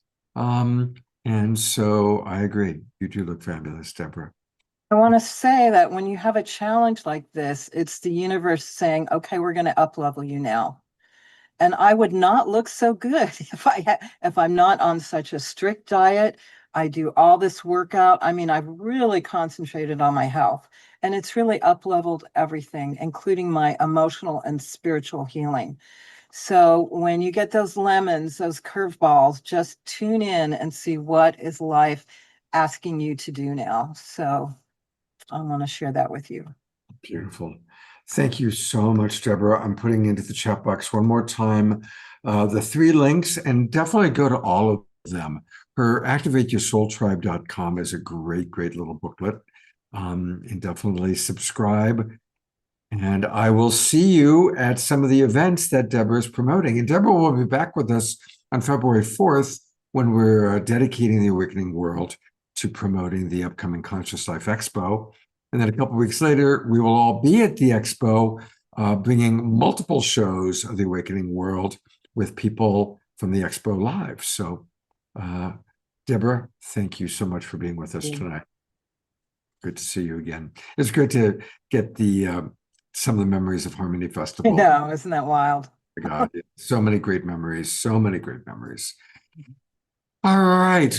Well, we have more. Isabelita, who you actually saw briefly with Katrina, is an incredible Qigong teacher. In fact, Isabelita led Qigong at several of the Love Coach Academy retreats that Katrina and I put together. She is just a wonderful, wonderful soul. And next to her is her beautiful partner, Tom. And I had the pleasure of performing their wedding ceremony in May, 7 years ago, 8 years ago? 6 years ago. 6 years ago. Oh, it'll be actually, yes, it'll be 7 years in. It'll be 7 in. It'll be 7 years in May. That's right. Yeah. Thanks. Isabelita is a certified instructor with extensive training and decades of experience across many spiritual and healing practices, including Qigong and somatic restorative yoga. She's a certified mindfulness meditation and awakening joy teacher, an indigenous healer rooted in ancestral wisdom and embodied care. I've known her for many years, going all the way back to when we first met at Harbin Hot Springs, I think at least 12, maybe 15 years ago. And it's wonderful to have her on the show tonight with her beloved Tom. And they're going to provide some Qigong for us to kind of, even just sitting on our chair. And we're going to even get to hear Tom play violin. So welcome to the Awakening World. Thank you, Scott. Thank you. Can you hear me? Yes, you sound great. Yeah. Thank you for having us. Yes, I've taught a couple of workshops and retreats with you in your compassionate communication, maybe, I don't know, 15 years ago. So we got a long way back. And also at Harbin when your beloved Suchi was still here with us. So lots of memories. Yeah, lots of memories. Yeah. You know, when I was contemplating today what I'm going to say about Qigong, as you know, Qigong is an ancient traditional healing movement. It's like based on acupuncture points on the body. But what came up for me is what are you going to say? Yes, maybe a lot of people already know about acupuncture, the meridians, the organs, and all of that, the science behind Qigong. But what came up for me is it says that to change the culture around healing. And what if my student or any one of us crave connection, love, enoughness, presence, community, belonging, aliveness, joy, and harmony, which is already here and the now. You know, so for me, like I said, I created this book for my instructional for my student how to self-care and self-heal themselves. But because I healed myself through a lot of these things that I've done, so I just shared it with them, and this is the book. And I have another book for the movements. So what is self-care Qigong? You know, for me, when I think about that, it's easy to care for others, but it's not easy to care for ourselves. We put others first, which is our culture, and then we, you know, left depleted. And I think that's where the imbalances go, especially me. Was a workaholic for many years. I have businesses, and the reason I got involved with Qigong was I hurt myself. I thought half of my body become numb, and I thought I was having a stroke. And I had checked, and the doctor said, "You're not having a stroke, but you have carpal tunnel, and you need surgery on both of your hands for you to function again." And I didn't want to go have a surgery and do that the invasive way. So I searched a lot of other healing modalities, a lot of sessions on massages and all kinds. And then a friend of mine says, "Why don't you try Qigong? You never know." So I did. And little by little, it didn't happen right away. After 6 weeks, all of the sensation in my fingers came back, and I was able to function without surgery. So that's when I got involved with Qigong and many other illnesses in my body. I have a big lump on my breast, but thank God it's benign, but it was a warning because it was big. But through Qigong, I did a lot of the tapping and massaging. I was able to shrink it. When I had a test, they said, it's no longer there. It's just a piece of like a seed of a piece. So anyway, so many different benefits of Qigong in my life. Not only I become more happier, I become more alive, I feel my life is more harmonious, and those are the benefits of Qigong. So in a minute, we will show you a little bit of, while sitting down, this book on massaging and tapping that I created. And also, I train people to be a Qigong teacher on this. It's a somatic because you touch your body and it helps the heart and the brain to come together from massaging and tapping these meridians and organs. And they have their own neuroplasticity that goes to the brain. And those meridians and organs, when you tap them, they become new, and they release the old patterning that is there. So when we massage those, they have memory, and they send this signal to the brain, and they become healthy and revitalized and rejuvenated. So it's just a very simple thing, really. And what I'm saying, it's in our body. Like one of the speaker was saying, who was the author, Scott, like coming home to the body. That's where the healing is. Yes. Yeah, to be present. Because healing can happen if you're not there to receive it. It's not going to happen. So with ourselves, with our culture today, it's hard. We're overwhelmed, and it's hard to be present in the body because the mind wants to go to the past or the future. It's not want to stay here and now. It takes time, and that's where the healing comes from.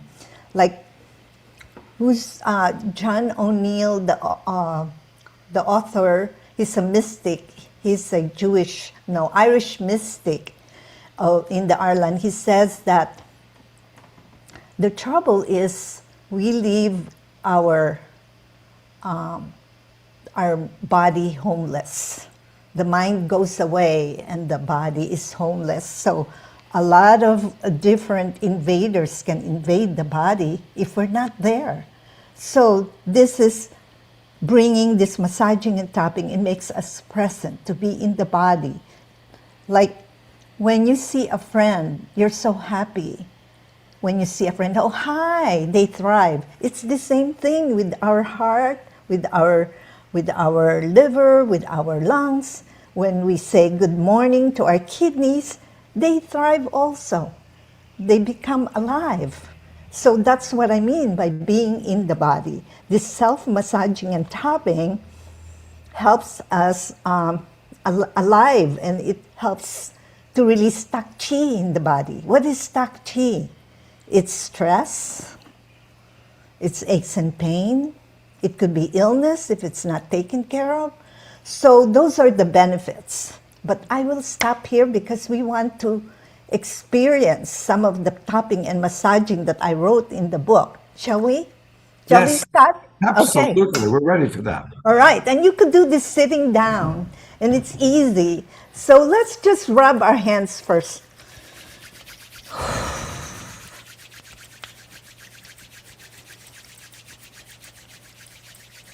And then clap.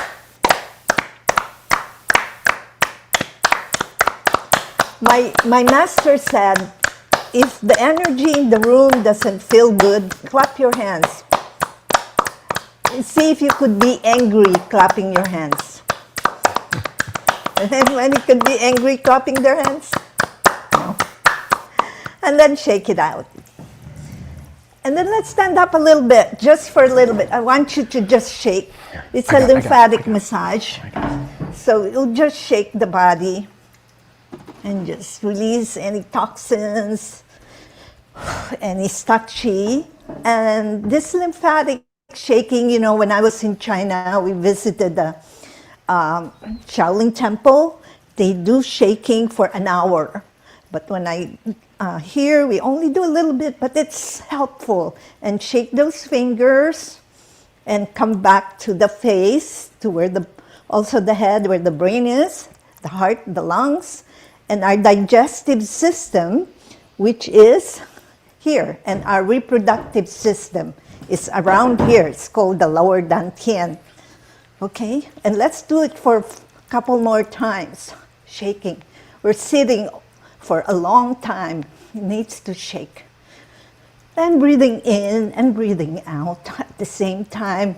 And the shaking, the benefit is there's that cephalic fluid that goes through the spine to the brain. It feeds the brain as well. Breathe in and breathe out. And then when we stop, we're just going to do a little bit of sound from your gut. Just release anything, okay? Ready? Breathe in, open, and then breathe out and offer it to the earth. Let's do just 3 times. Breathe in and breathe out. Breathe in and breathe out. Okay. And then just massage the lower dantian. I call it dantian. These are areas where we metabolize the food. This is also where we make babies. It's here, the uterus, the prostate, the ovaries are here. So a lot of the major organs are in your lower dantian. So this is what I'm talking is about being in the body. So we massage the back of the waist, which is the kidneys. It's our ancestral chi. Yeah, this is where we came from. It's old. So we're just bringing all of that right here, right now, the knowledge, the wisdom of our ancestors. Yeah? Okay. And let's do the heart and the lungs. This is also very good. It tones down the vagus nerve and also calms the brain, the frontal lobe, where the wisdom is. And okay, the heart, the lungs, so our heart gets open, the lungs too. So there's between your palms and your heart, your chest, it's an energy. It changes like, what do you call, it has that effect when you massage your heart. What are those good hormones that you feel? Oxytocin. Oxytocin, like when you hug somebody, right? So let's just tap the shoulders. We can sit down now. Release any tension that you carry on your shoulders. There's also an acupuncture points here. The gallbladder is here. So it's really interesting that the acupuncture points, the meridian of the liver is away from where it is. It's like a electrical circuit in the body. Once you press those points, it turns like a switch. It turns the light and tap. We hold a lot on our shoulders. We hold the world, right? And then let's tap the arms. Just release any tension in the arms. Can you make me like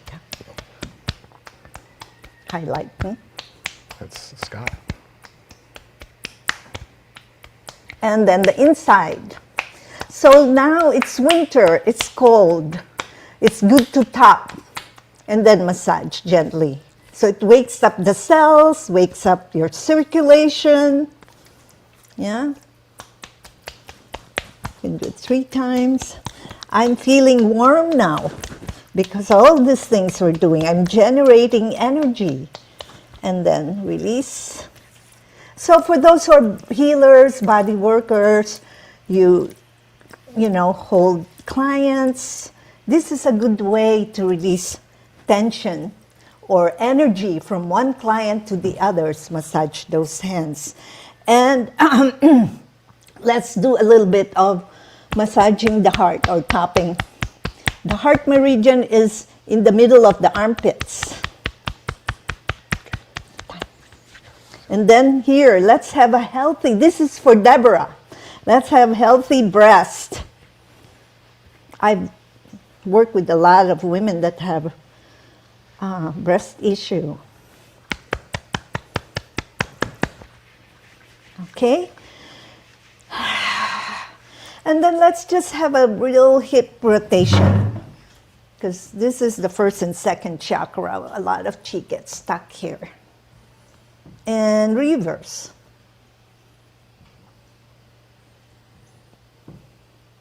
And then let's tap. The hip, it's called the gallbladder meridian. And then let's tap the legs all the way down. This is in my book. All of these points you will learn. And then massage the inside, the yin meridian, all the way to the perineum. Okay? Right.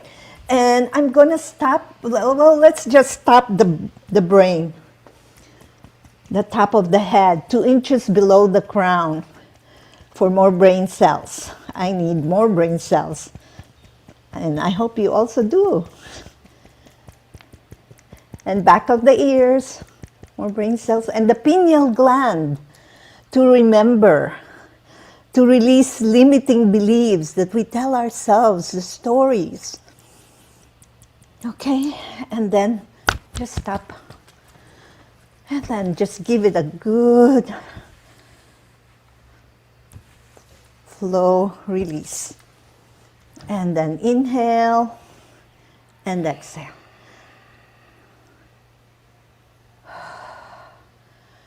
And just bring your hand to your heart and just take a moment and check with yourself. How are you feeling? Perhaps energy is moving.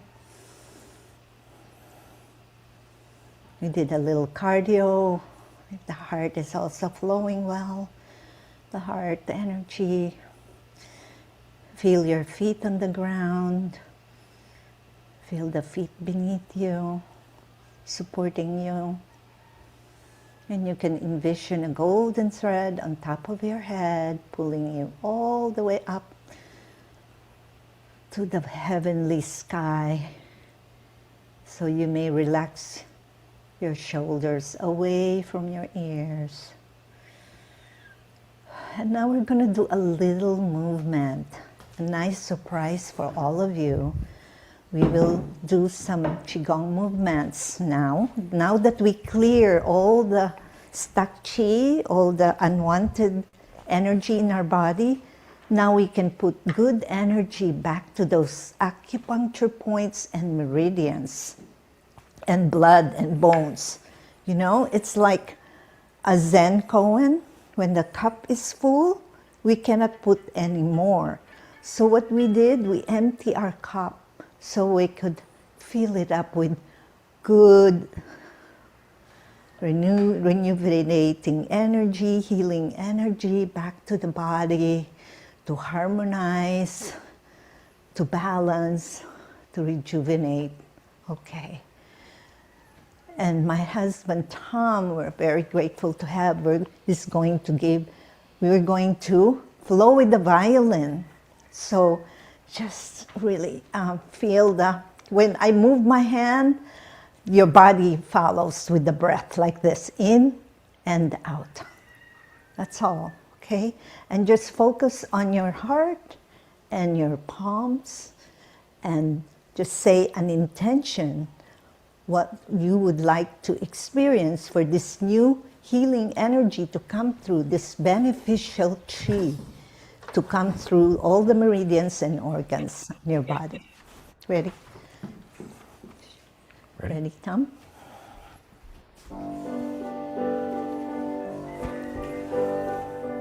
It's just a flowing, easy movement.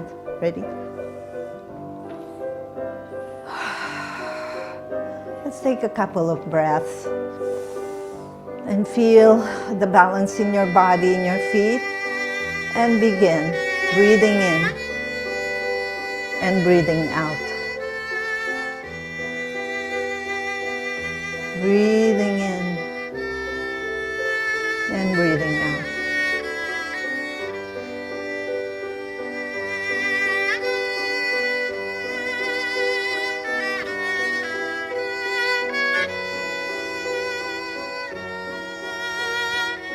It's called lifting. Now we switch to expansion.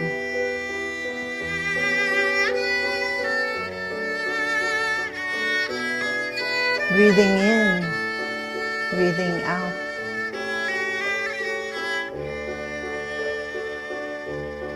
And switch. It's called heavenly shower.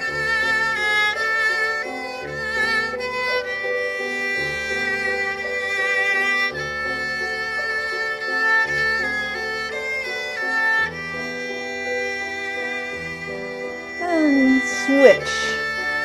It's called inner gate. Breathing in, breathing out.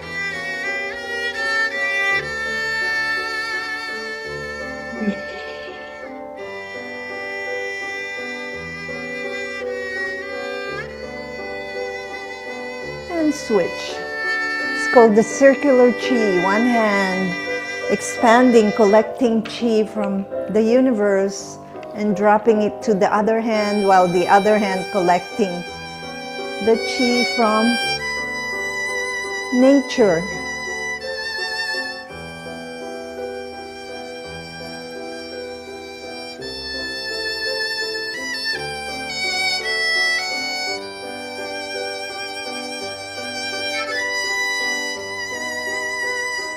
now we switch. Called rejuvenate. So bring a very positive expression in your face, like rejuvenate. Allow the organs and meridians to experience rejuvenation. And switch. Giving and receiving chi from the nature, from the earth to the heavens.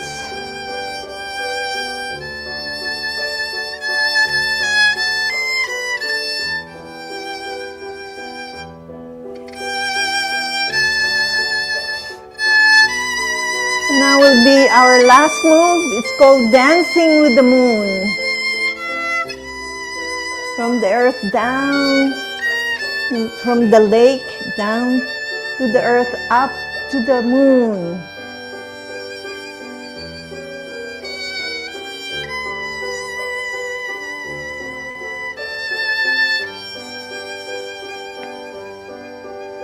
This is the last move, receiving and giving. The reciprocity.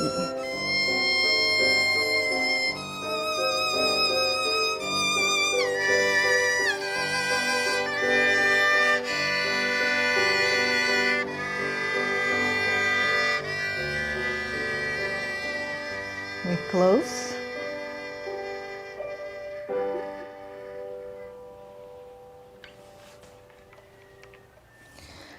So we finish, but before we end, I would like to share the benefit of our well-being practice.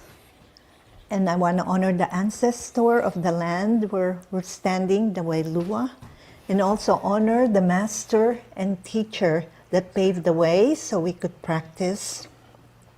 And to each and every one of you who practice with us, and to my partner. And I want to offer also the benefit of this practice to all beings with no exception, and to all the worlds that are having a hard time and having war. They may also receive well-being and peace. So repeat after me. May the gratitude that I feel in my heart blossom into an expression of love. May this love and gratitude awaken me into my own divine healing self. So now this hand and your palm, bring it forward and open it, and let this wonderful healing energy trickle to the rest of the world and to our community. I'm going to go to gallery view, and let's all send lots of love. I'm going to learn in a moment about her offerings. I'm going to take you to her website. But it's and twinkles, the beautiful violin music, the beautiful qigong exercises, the education, the wisdom. Look at all those hearts coming up. People really, really grateful for what you both provided to us. And I'm going to take people to her website, and there's a lot there. It's Self-Care Qigong, Qigong spelled Qigon, Qi.com. Selfcareqigong.com. And they have an amazing retreat coming up. So if any of you are really wanting to go deeper with Isabelita in a beautiful place, they are going to be doing a retreat in Bali, March 8th to the 16th, And that would be a wonderful, amazing opportunity. Just click find out more. That'll take you all about it. You can also book appointments. She does the work, of course, by Zoom, or for those of you in the Bay Area. Well, actually, no, you're in... Or in Hawaii. Hawaii, that's right, you're in Kauai. Come see us in Hawaii. Yeah, and... Go ahead, Isabelita. Yeah, we also do it on Zoom, and we also have teachers training. If you want to learn how to teach Qigong, we also have that. and So- classes here. And her books are also available through the same website. There's an online store there that has the books available. So if you Okay, so going back to the Chat. website, there it is. Share this. Share. Click. under store, I'll go Share ahead, the I'll go ahead and show it. I've got it. he's got it. Yeah. So if you go there and you click visit online store, and that takes you to the two books that we just looked at, Self-Care Qigong Workbook and Self-Care Qigong Massaging and Tapping. And that's where you can also learn a little bit more about Isabelita. And people's comments are coming in. Grace Denise writes, that was wonderful. Thank you. Beatrice writes, what a beautiful couple you two are. Loved the violin. Mushtar writes, that was truly sublime, dear Tom and Isabelita. Thank you. Thank you for having us, Scott. Okay, Thank you welcome. for Love your you. generosity. May I say something? That was so beautiful. And I just heard the chickens in the background, and I thought, I wonder if they live on Kauai, and because I spent many years living there. Yeah. And so far out. Wow. Yeah, I'm glad you heard them. Are you, are you in Wailua or? Yes. Wonderful. Wailua That's exactly Homestead. where we are. Thank you so much. Thank you, Omar. Thank you for everyone who participated. I saw my students are here. Christina from Vancouver, Canada, and others that I'm not seeing. Beautiful, beautiful. Well, thank you, Christina, for joining us. Hope you've enjoyed the show. Tom, Isabelita, we love you so much. Thank you for Thank this. you. Thank you beautiful- again. Thank you. Thank you for having us. Thank you. And yet there's still more. So it's a good thing that we all kind of got refreshed through that amazing Qigong practice. This next presenter is one of my favorite people. It's Elizabeth April, and she has been on the show live many, many times. She wasn't able to join us live tonight, but I really enjoyed doing a pre-record with her. And she has a whole new book, which you're going to learn all about. Your Anxiety is Causing My Anxiety. I'm sure most of you know Elizabeth, but if you don't, she is in her early 30s. She's a remote viewer, and she has a fascinating series of videos. She does 2 or 3 videos a week, all about looking at what's really going on in the world, what's going on with Trump, what's going on with the galactic family. She's very connected to our brothers and sisters in the sky. She's really quite a gem. But in the past, she's always been on the show kind of from that point of view. When I saw that she had a new book out, I wanted to highlight her on our show. So with no further ado, here is the pre-record I did a couple weeks ago with Elizabeth April. We've got one of our all-time favorite people here. Elizabeth April is back, and she has got a brand new book. We're going to talk all about it. Most of you know Elizabeth April, and I'm going to do the bigger introduction a little bit later on after we've recorded this. But Elizabeth, welcome back to the Global Peace Tribe. And Awesome. Thank you so much, Scott. It's always a pleasure to be here. yeah, and I really want to appreciate you. You were one of the very first people that we had on the show way back when we were Saturday Night Live for the Global Peace Tribe, and you've been with us ever since. And it's amazing watching how you and your world has grown. It's really beautiful to see that. So thank you for reaching so many people through social media, through your website, through all the different things that you're doing. Yeah, thank you. And you have a brand new book. So we're going to include you in this evening, which is Authors That We Love. And you were definitely an author that we love. So it's all about, I'm going to briefly go to the website and then we'll come back to it. But here it is. The book is called Your Anxiety is Giving Me Anxiety. And you can get it at elizabethapril.com. And we'll go back there after we talk to Elizabeth. But tell us all about the genesis of your new baby, this book. Yeah, it really is a baby because, it took me pretty much 9 months to put together. And, it's just not a book I would have ever guessed. As a psychic, okay, I would have never predicted that this was going to be my next book. But yet again, I never predicted that the first one was going to come out either. And so anxiety and mental health isn't my typical topic, you know, aliens and consciousness and quantum mechanics is. So this is a little off topic for me, but I've been an anxiety sufferer my entire life, and 2024 brought on so much anxiety for me that I had to finally put my foot down and say, what is it? Where is it coming from? And why do we have such a gap in the current mental health crisis where no one can really pinpoint it? And I think it took me such a long time to be able to define it and understand it, and also have a lot of compassion around more of the Western world for not being able to fully pinpoint it and define it. And this is why it is such an ambiguous, it's such a confusing topic. But whether we're looking at it from a spiritual lens or more of a psychological lens, everyone is focused on the symptoms of anxiety, how to cure anxiety symptoms, how to breathe through a panic attack. And that is great. And yes, that is needed. We do need quick fixes. However, the anxiety keeps coming back.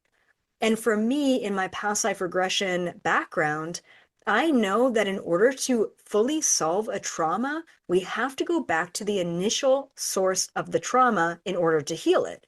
And a lot of times we have to go back into past lifetimes to heal that trauma, to really understand the cause for sustainable solutions. And so this is what I understood with anxiety. We have to understand the cause of anxiety in order to sustainably heal it. It's not just about showing up and breathing through the symptoms in the moment. It's about deep diving into exactly what it is, why it happens, and where it comes from. So that's what the focus of my book is. And I really pair together the physical and the non-physical. I go back into sort of the evolution of human history and how anxiety was a survival mechanism just built into us. And then also how anxiety is an intuitive ping.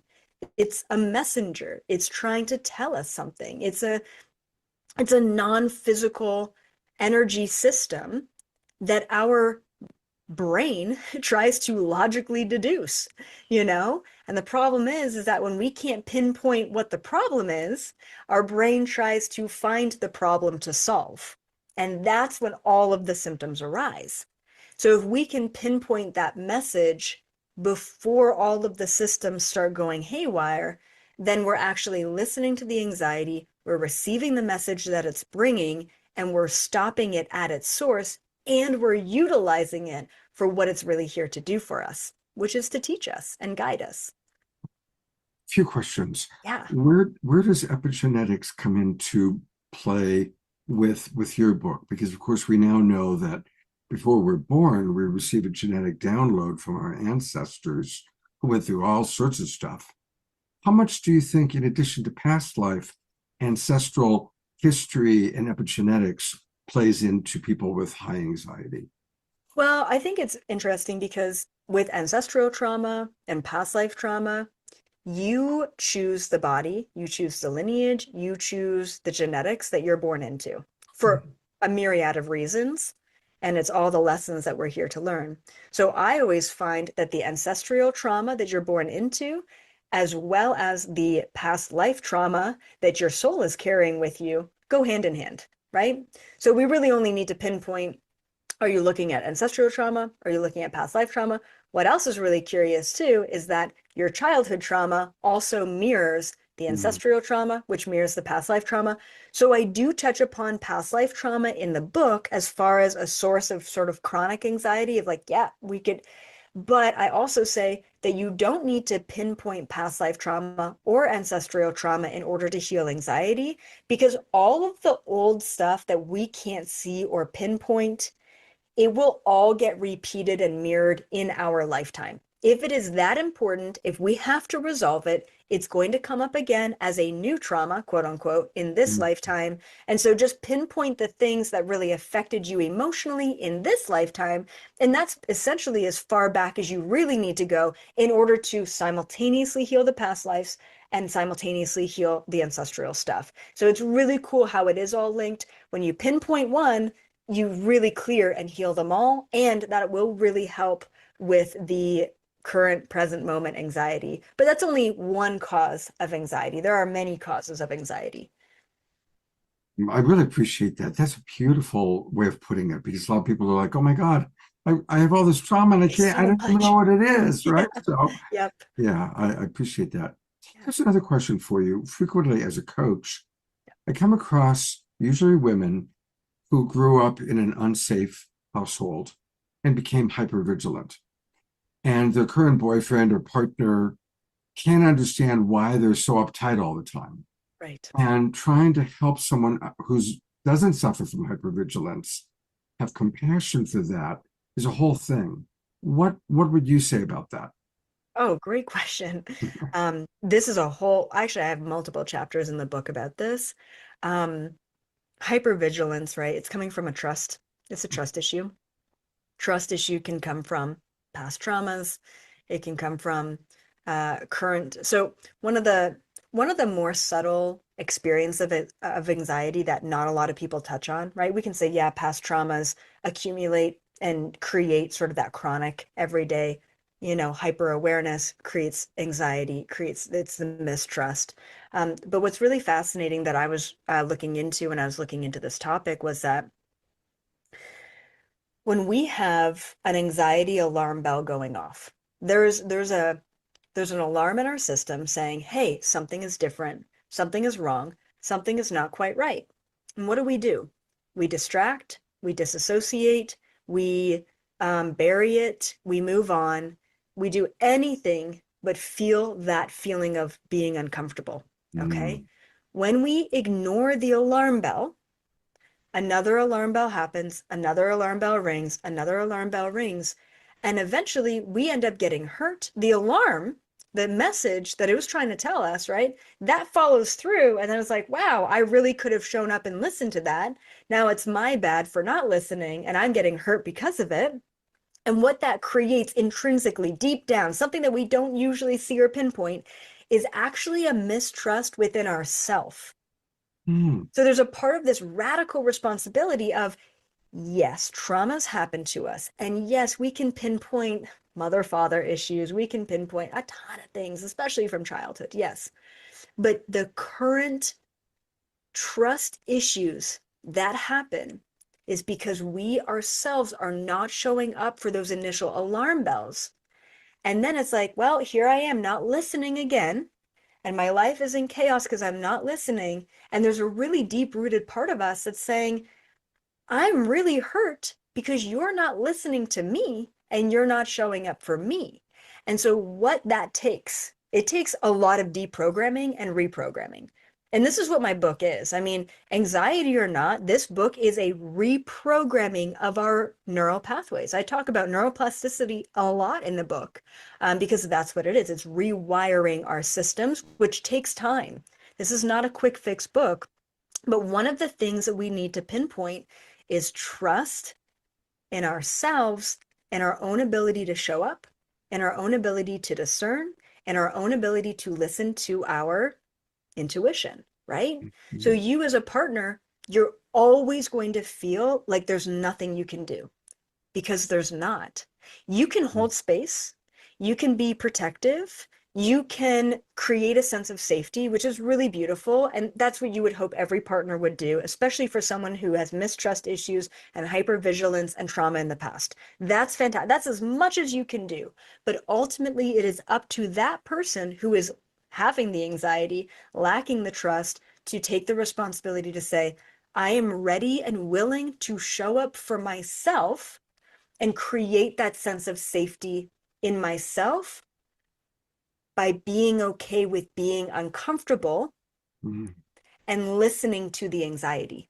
That's what the whole book is about. Just stop and listen. But how often are we taught to be uncomfortable in our society?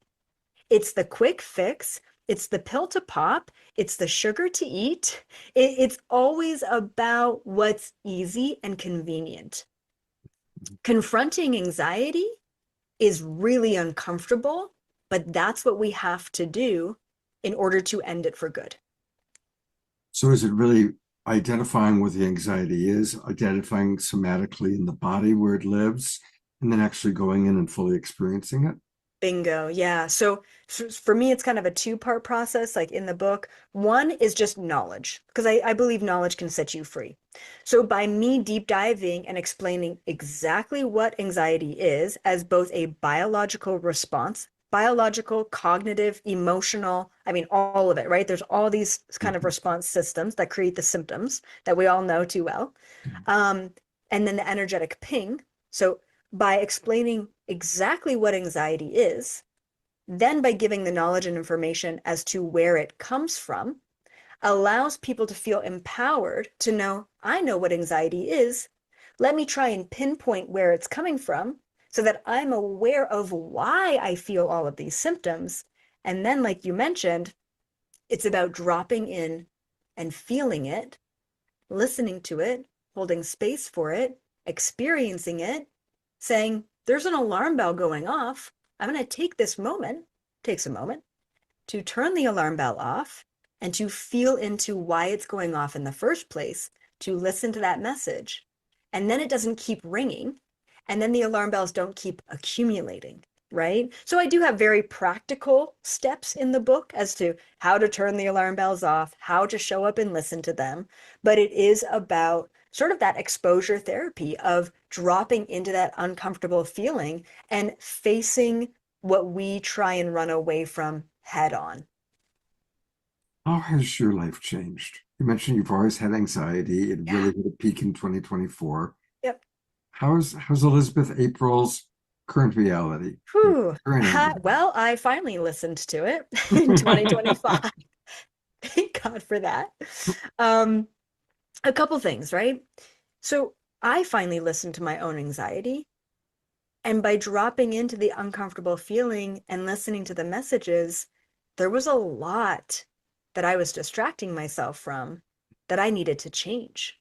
So my life has changed tenfold, and yet I've never been happier before, probably ever, because I listened to the anxiety. So my chronic anxiety, my daily anxiety, my panic attacks, gone. Yes, awesome. Am I free of anxiety completely? Absolutely not, right? And so what's beautiful, and this is how I sort of reframe it in the book, is that anxiety is a messenger. It's never going to go away completely. Can we heal chronic anxiety? Can we heal a feeling of constant restlessness? Absolutely. And there are techniques in the book that can help with that, right? But we're never going to get rid of anxiety completely, because anxiety is an intuitive ping. It's a spidey sense.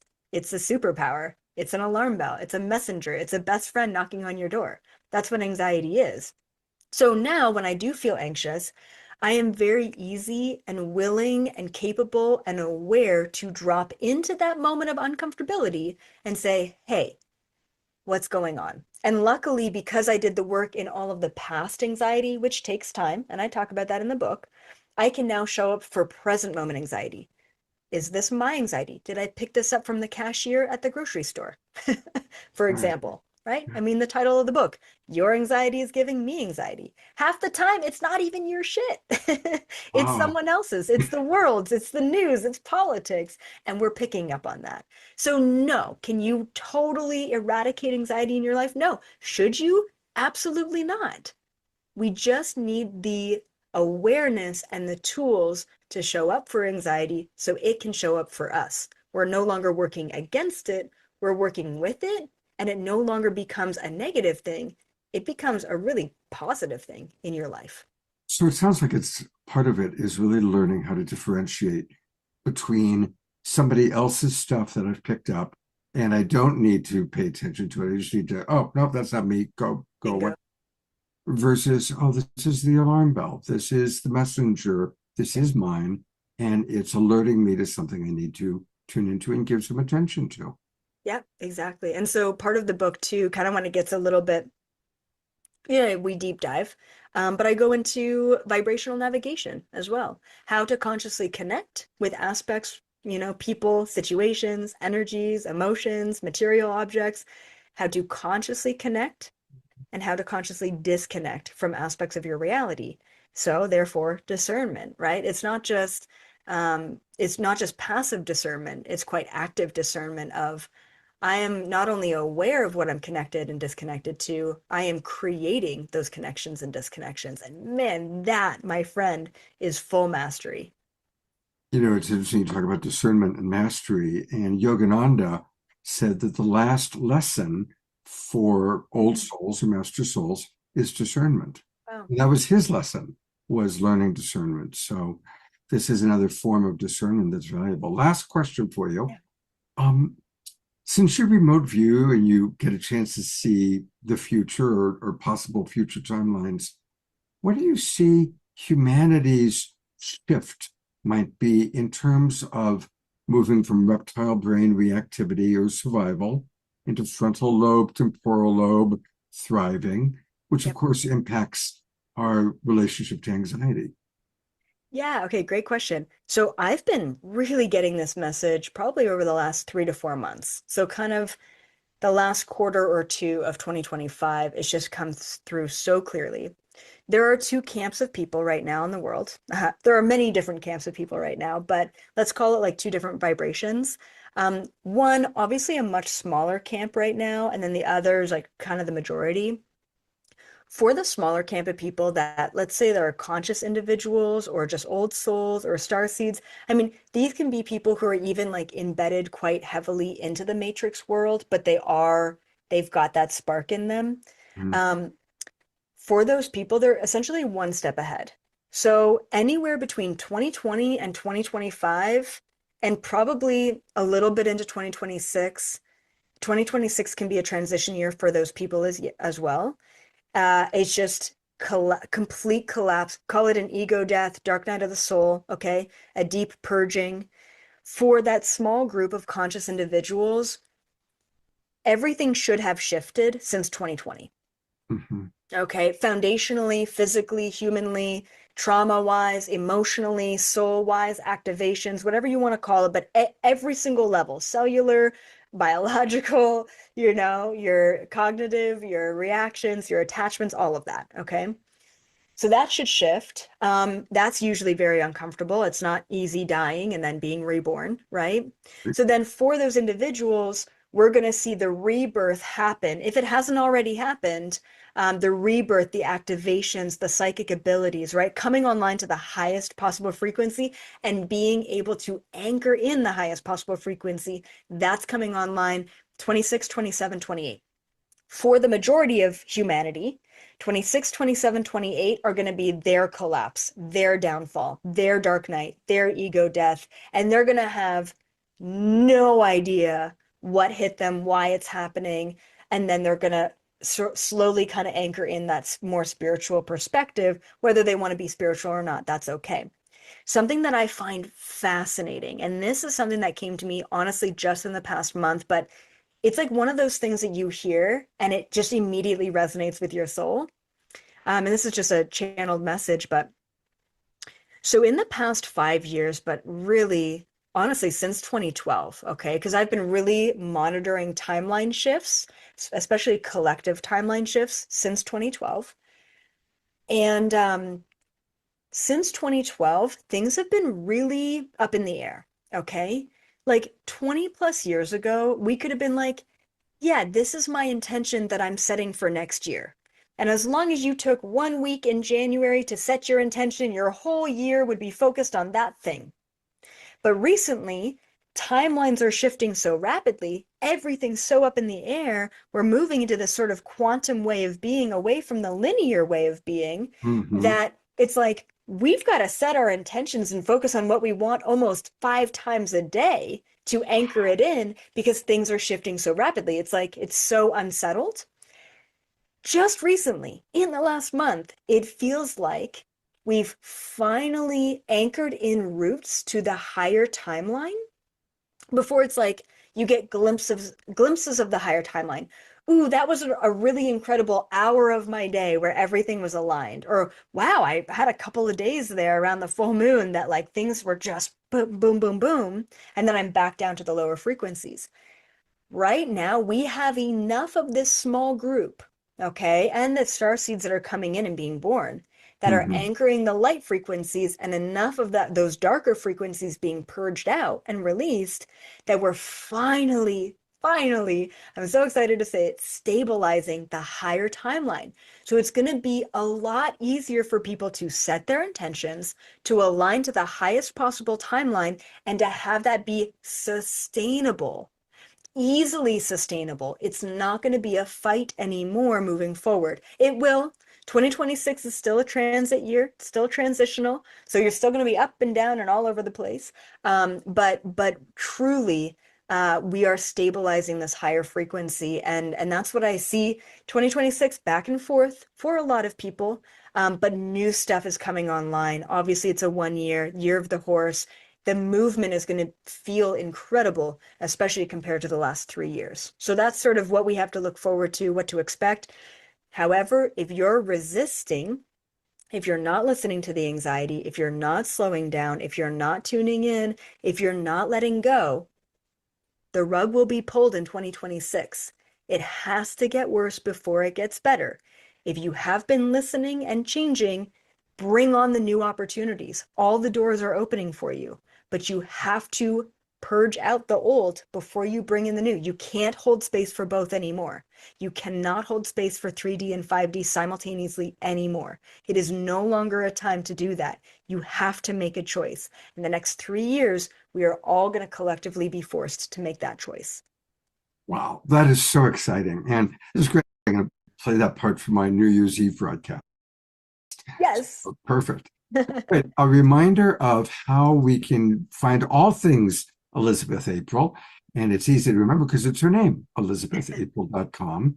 And there's the book we've been talking about. And if you just put your cursor on the book and click, we did this before. There it is. Whoops. And I did it too fast. There we go. Your anxiety is giving me anxiety.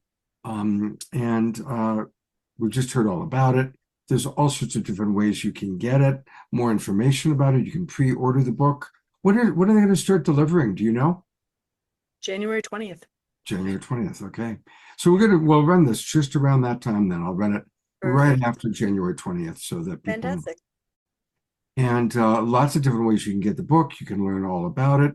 I'm definitely going to pre-order and get it. And look, you can get it from any of your favorite ones. I'll use Amazon for myself. Mm-hmm.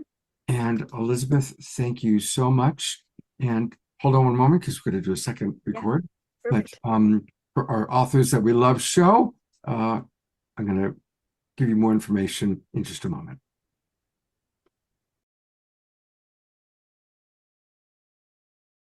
That's the end of this interview with Elizabeth, but she'll be back on in another pre-recorded video on our February 4th Conscious Life Expo preview show. And then she'll be with me live in person at the Conscious Life Expo. And isn't she a bright light? Oh my God, she is such a brilliant soul. So I hope that you all enjoyed that. And I hope that some of you will buy the book. And as Omashar said, yes, great clarity and messages from our sister Elizabeth. Because we've gone so over, everybody kind of went a little extra time. I'm going to save the TJ Woodward pre-recorded video for another evening because we're getting close to 9 o'clock and some of us turn into pumpkins around that time. So we are going to go to our prayer time. And then we're going to do a quick Global Peace Tribe announcements. And then we will conclude, as always, with an Omashar song. But it's wonderful to see so many of you are still with us. Thank you so much.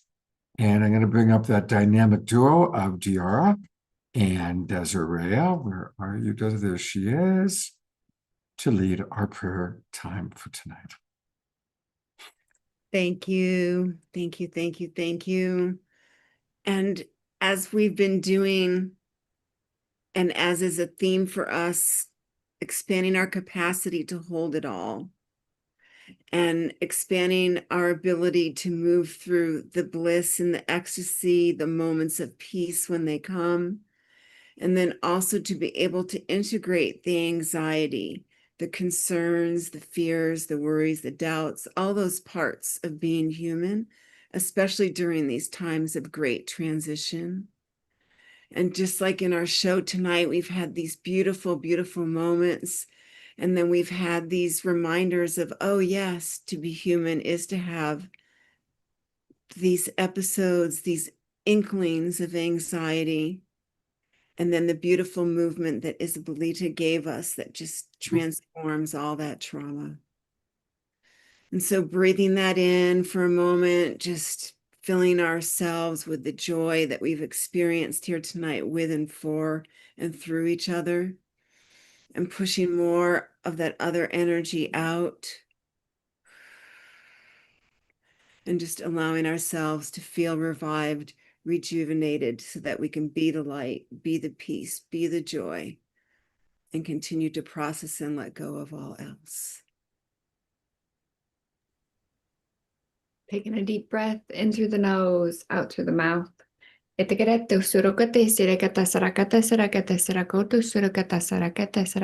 expand that.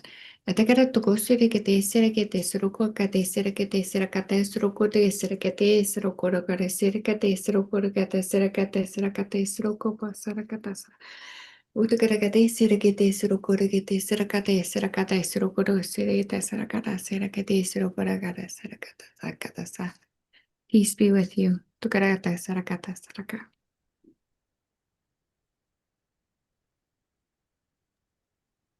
And let's definitely put a special prayer in, not just for the monks and their safety, but may the message of these beautiful beings that are walking through cold, rain, hard winter for peace, may that message inspire.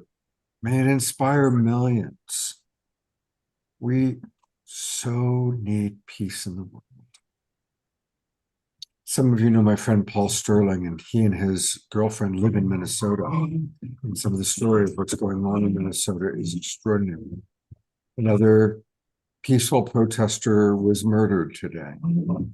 And so there really is so much going on, and it is time for us to really pray for peace, hold the vision for peace. And remember, we create peace in our own lives by the way we treat each other. So let's practice kindness. First and foremost, kindness for ourselves, kindness for each other. That's where the peace really begins. We'll have a minute of silence for anybody who wants to add in the chat box, or just silently anybody you want to bring into prayer. And I'll go to gallery view for that.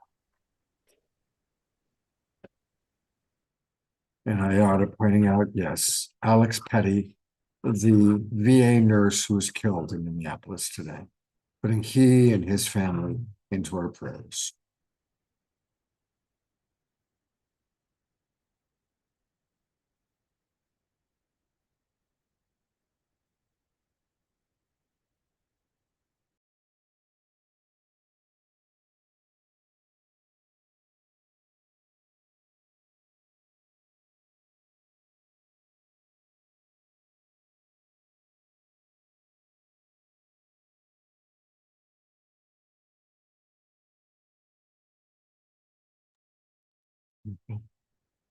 Thank you, everybody. You do hold peace in such beautiful ways.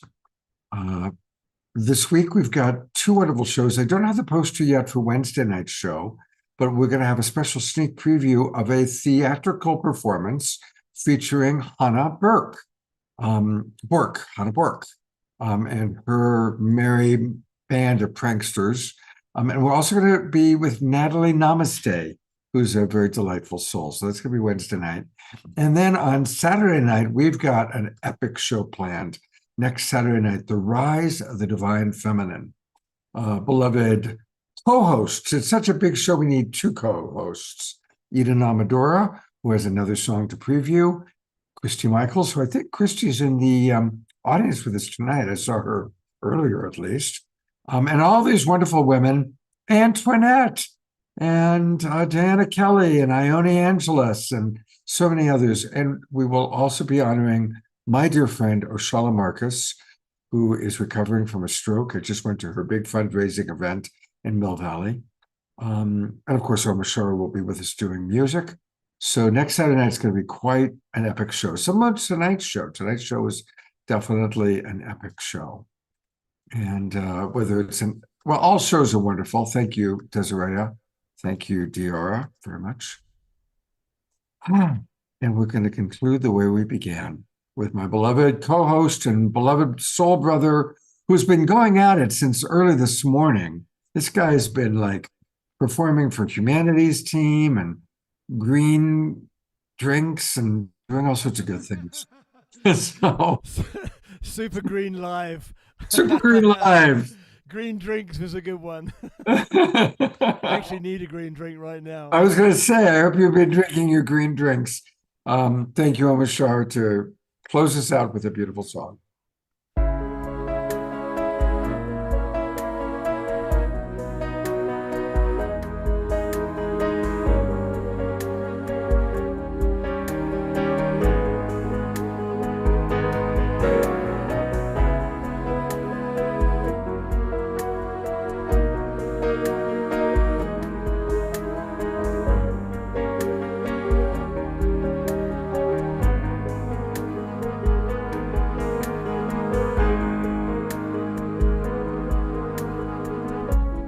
Nothing in my life's the same. It seems my world is falling into the dust that gave it birth. Empty feelings find me deep in contemplation, waiting for the rise of Mother Earth. And we all know what we've come here for, and we all feel that our hearts are true, and together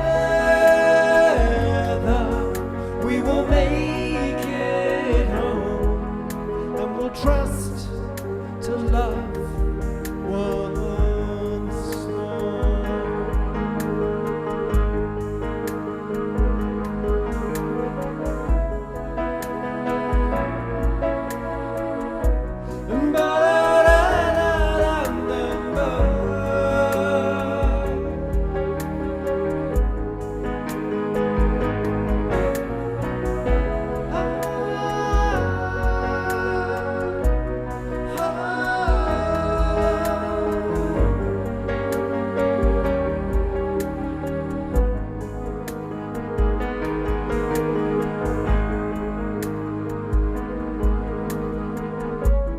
Walking through these fields of fear, a bit for my attention.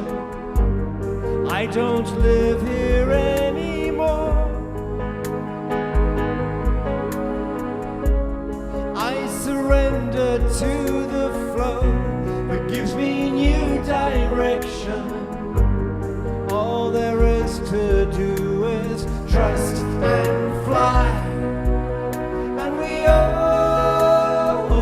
know that we've come here for, and we all feel that our hearts are true, and together we will make it home, and we'll trust to love once more.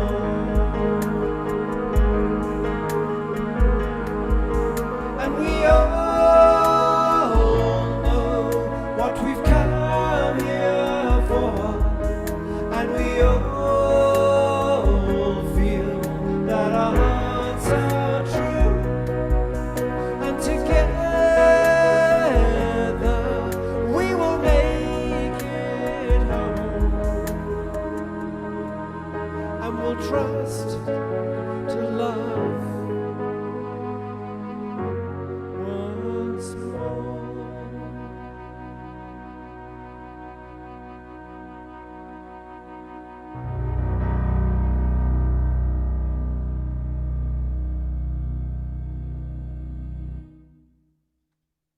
Beautiful. Thank you so much, beloved Omashar. and get a good night's rest. You've had quite a day. It's time for some breakfast, actually. Oh my gosh. All right. And stay warm. How cold is it there now? It's 7 degrees Fahrenheit, so it's about minus 14 or 15 or 16 Celsius. It's chilly. However, it's not as chilly as what is it? Siberia. Oh, well, okay. I'm glad now that none of us are in Siberia. Thank you, Omashar. Love you so much. Thank you, Desiree. Thank you, Diara, for all that you do. And thank you to all of our guests, Samantha Sweetwater, Katrina Valancourt, Isabelita and Tom, and Elizabeth April. And I look forward to seeing all of you, hopefully on Wednesday night. And remember, tomorrow is going to be a very sacred Sunday. Let's start at 7:30 in the morning for us on the Pacific Coast, 10:30 East Coast. And let's all tune in to Becky's program. That's going to be wonderful. And then go get some breakfast and then come back at 10 a.m. Pacific time for this amazing UAP conference. And I know most of those presenters, and they're all really quite extraordinary. So definitely make sure that you do that. And I will look forward to seeing, hopefully, all of you on Becky's program, and then again on the UFO Con program. Take care, everybody. Get a good night.